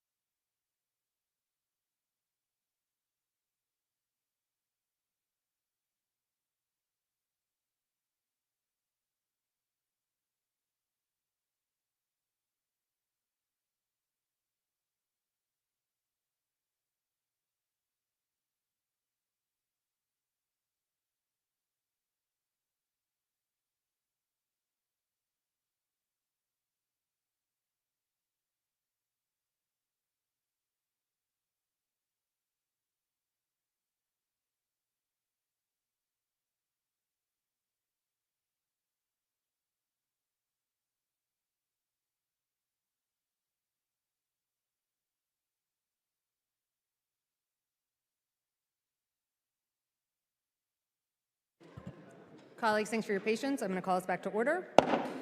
Representative Evans has requested a call of the House and has been joined by 5 members. The doorkeepers will bar the doors, the sergeant-at-arms will attend, and the clerk will call the roll to determine the presence of the membership.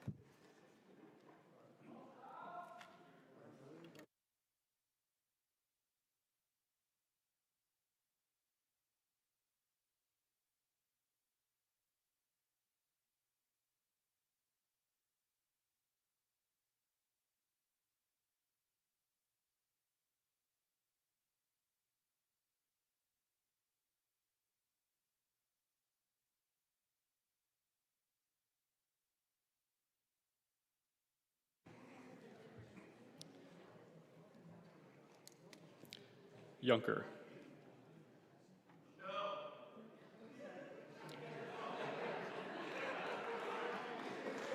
Colleagues, no, excuse me, we don't clap in the chamber. And what the clerk is doing is calling the roll for the purposes of determining a quorum. So, Wright. Watanabe.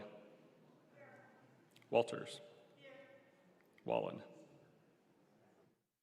Valderrama. Tran. Sosa. Smith. Scarlatos. Scharf. Sanchez. Ruiz. Ricky Smith. Reschke.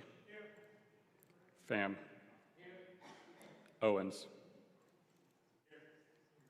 Osborne. Nos. Hua Huyen. Daniel Lin. Nelson. Nathanson. Munoz. McLean. McIntyre. Finger McDonald. Marsh. Mannix. Lively. Lewis.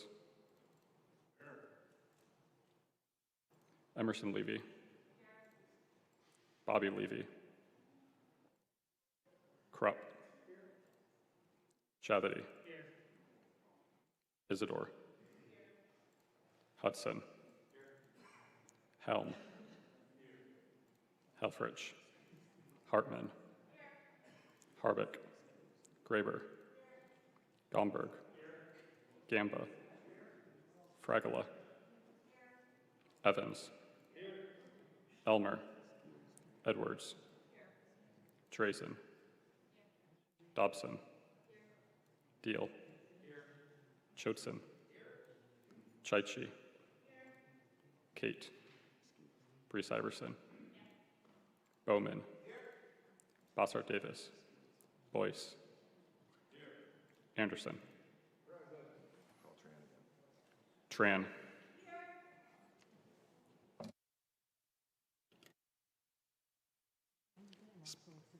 Speaker Fahy. present.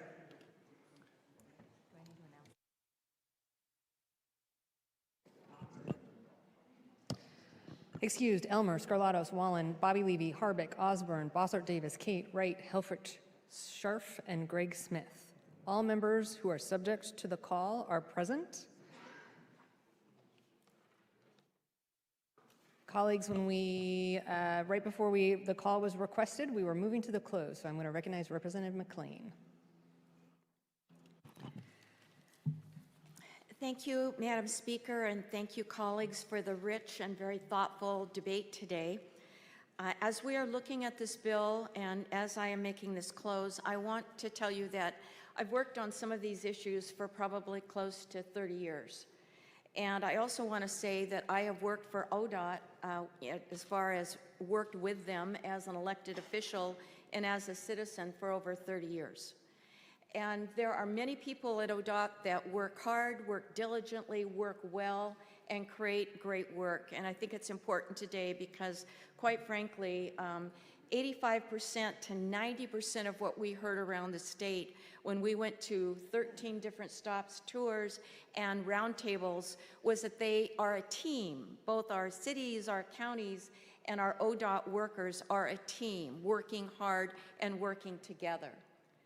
So I want us to remember that we are here to look at our budget, and we are here to go forward to make sure that our agency and our service at the state level is not just adequate, but that it's doing a good job for the rest of the state, the whole state, not just Salem, not just our own districts, but the whole state. Transportation is the most fundamental public service fueling everything from economic prosperity to safe trends and options to get everywhere.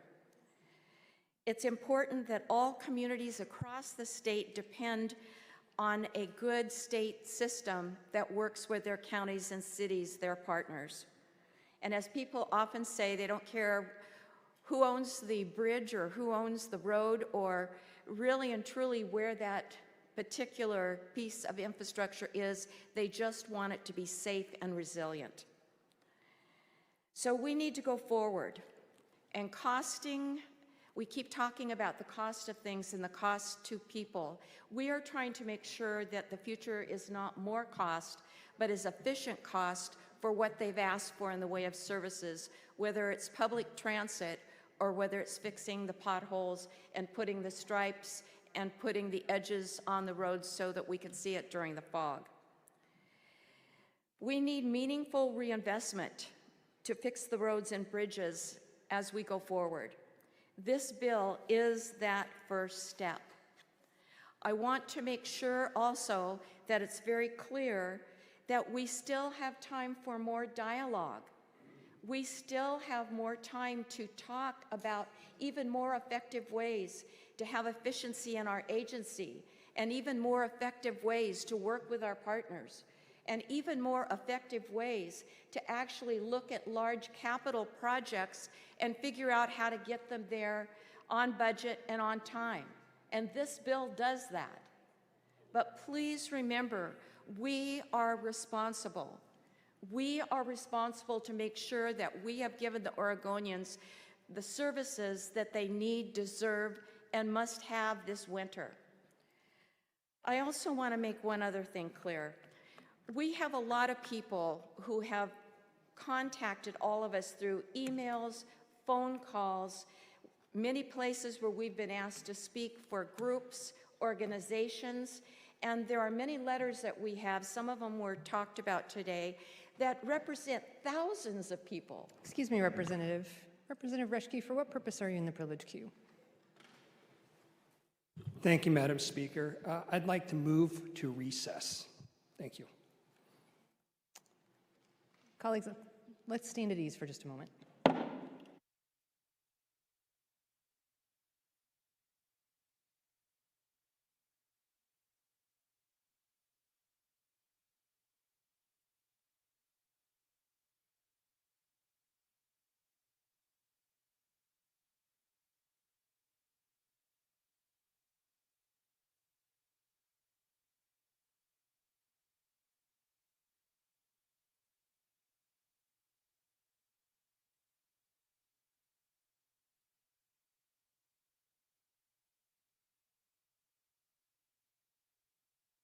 Thank you, colleagues. I'll call us back to order. Our parliamentarian has ruled that that motion, that is an inappropriate use of the privilege queue, and that motion is not in order at this time. Representative McLean, please continue. Thank you, Madam Speaker. I can make this quick. I think it's important for us to remember that we are here to really make sure that we have a multimodal, safe, resilient, stable, sufficient funding for our ODOT system, for our agency, for our transportation across the state.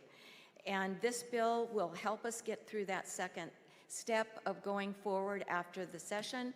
And this bill will go forward to allow us for more dialogue to continue to make sure that we're doing our job and taking on our responsibility of funding services that our Oregonians want. Thank you very much, Madam Speaker.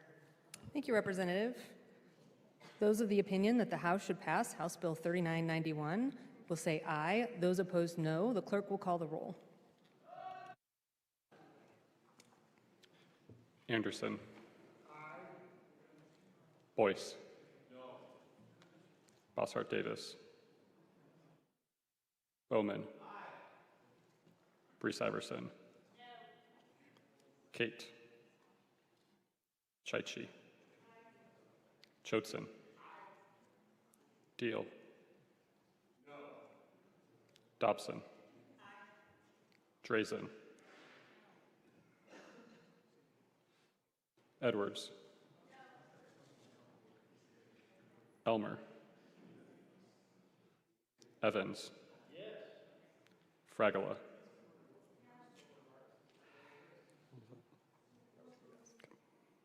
Gamba.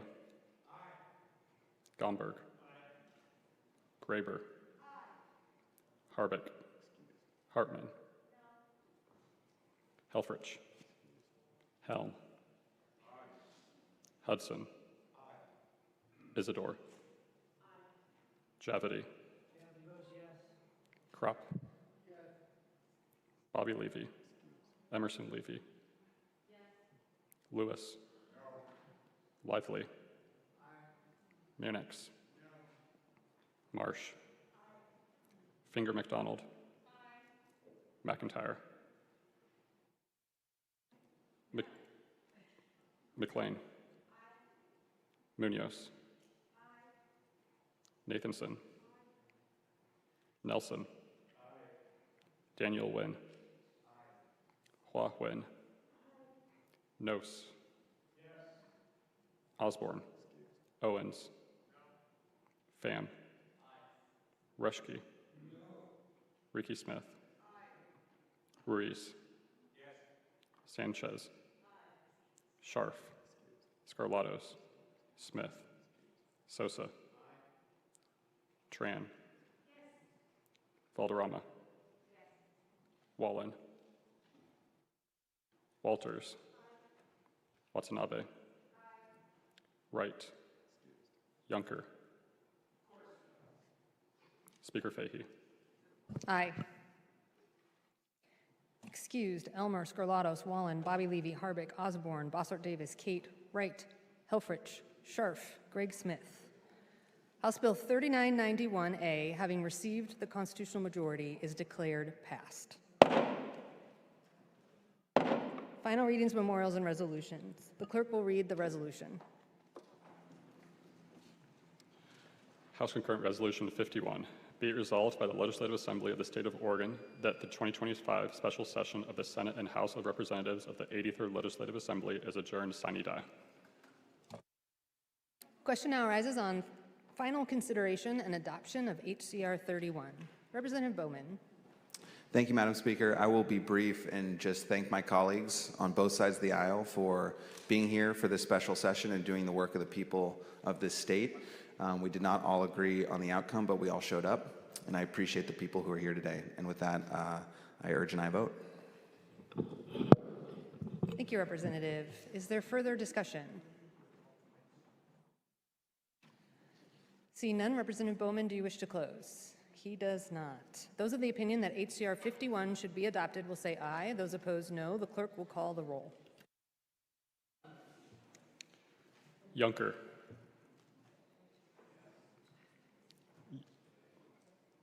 Wright.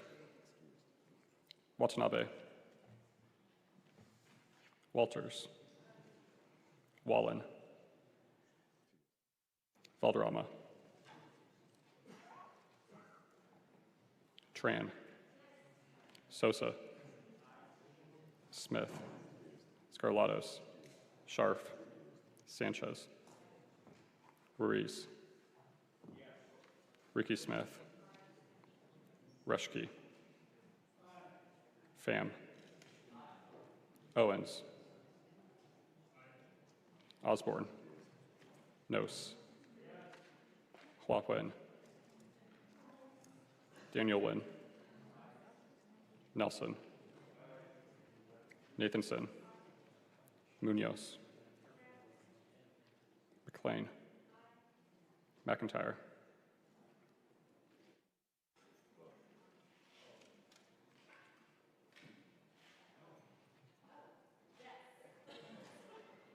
Finger McDonald.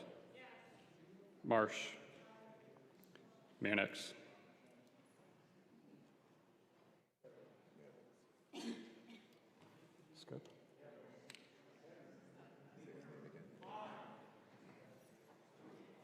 Lively. Lewis. Emerson Levy. Bobby Levy. Crop. Javity. Isidore. Hudson. Helm. Helfrich. Hartman. Hartman. Harvick. Graber. Gomberg.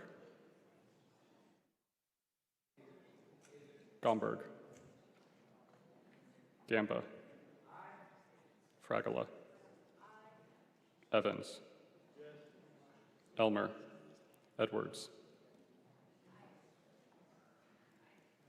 Drazen. Dobson. Deal. Choteson. Chaichi. Kate. Brees Iverson. Bowman. Bossart Davis. Boyce.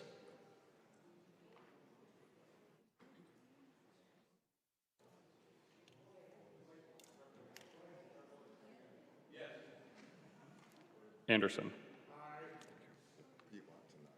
Watanabe. Speaker Fahey. Aye. Colleagues, thank you for your patience as we worked through the technical issues of meeting in the Senate chamber. HCR 51, having received the required majority, is declared adopted. And with that, I declare that the special session of the 83rd Legislative Assembly is adjourned sine die.